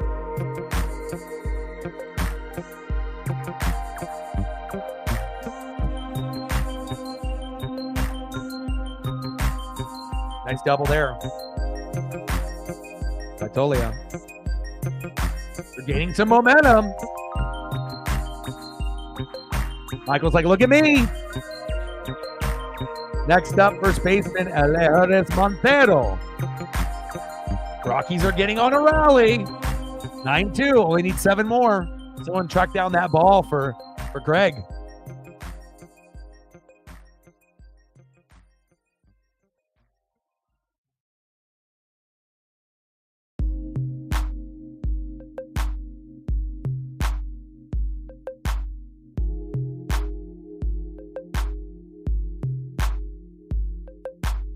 Bottom of the ninth, 9-2 Dodgers, 2 outs. Runner at second, 0-2 count to Alejandro Montero.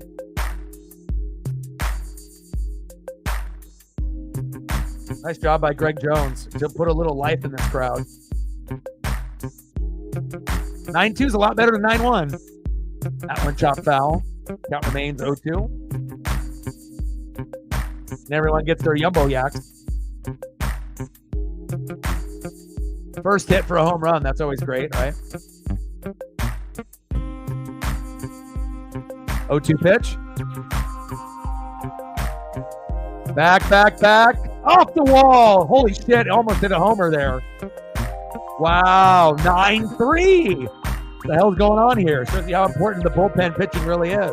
Wow. Montero, where was this earlier in the game? Next up, DHing for the Rockies, Hunter Goodman.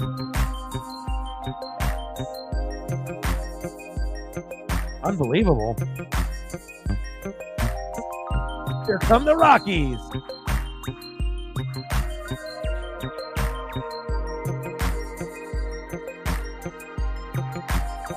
Nice by Greg Jones to be able to start the rally. Just imagine if the game was a little bit closer, like Dodgers 4, Rockies 3. Then it would be possibly going into extras.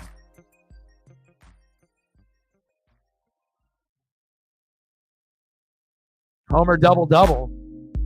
Double cheese. Oh, wow. Back. Gone. Goodman with a homer. 9-5. Wow. You fucking shitting me? What a comeback. Unbelievable. Just imagine if the Dodgers were sitting at 4 or 5 runs. Wow. 9-5. Los Angeles. What the hell is going on here? Unbelievable. Next up, third baseman, Alan Trejo. I mean, are we going to have a comeback here? What the hell is going on here? Wow. I guess they wanted to make it memorable for me if I'm only doing a couple Dodger game streams a year, like 4 or 5. They want to make sure I remember it. Well, I'll remember it for sure. Big swing and a miss to Allen. 0-1 count, all on 2 outs too. Unbelievable. Rockies trying to get those tacos. They need 2 more runs. They need to get to 7. Dodger fans are already getting the Yumbo Yaks. But if you want to be able to get the tacos, you got to get to 7. Wow, what a fucking rally.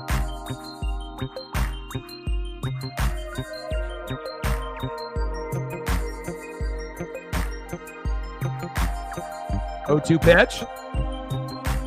Popped up. Fading foul. Good souvenir there in the 5th row.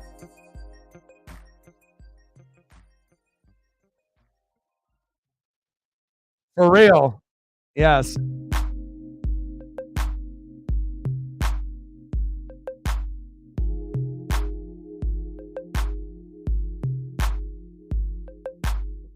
Cute little Latina there getting Greg Jones's first homer.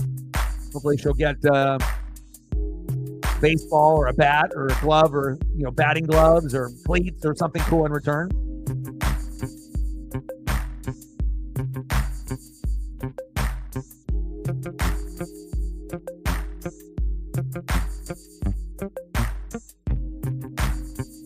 Oh, 2 pitch to Trejo. Pitch is outside, 1-2 count.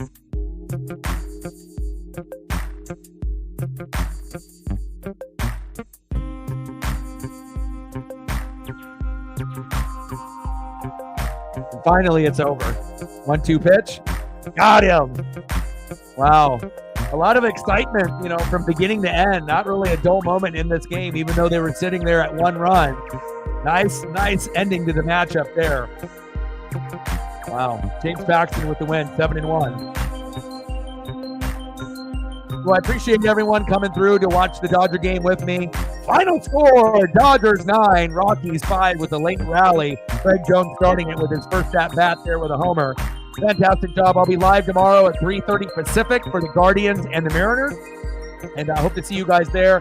I love you guys and I appreciate you guys very much. Shout out to all the people watching on Twitter/X as well as YouTube. Army, Lou, appreciate you. Matt, Sarah, and everyone else. Love you, appreciate you. And I got one question for you. Who talk sports like us? Oh, I can't forget my buddy Joe as well, even though he's not in the room anymore. Joe, I love you. And I got one question for you. Who talk sports like us? Your boy Ryan, Northwest Sports Fanatics, and I'm out. Okay.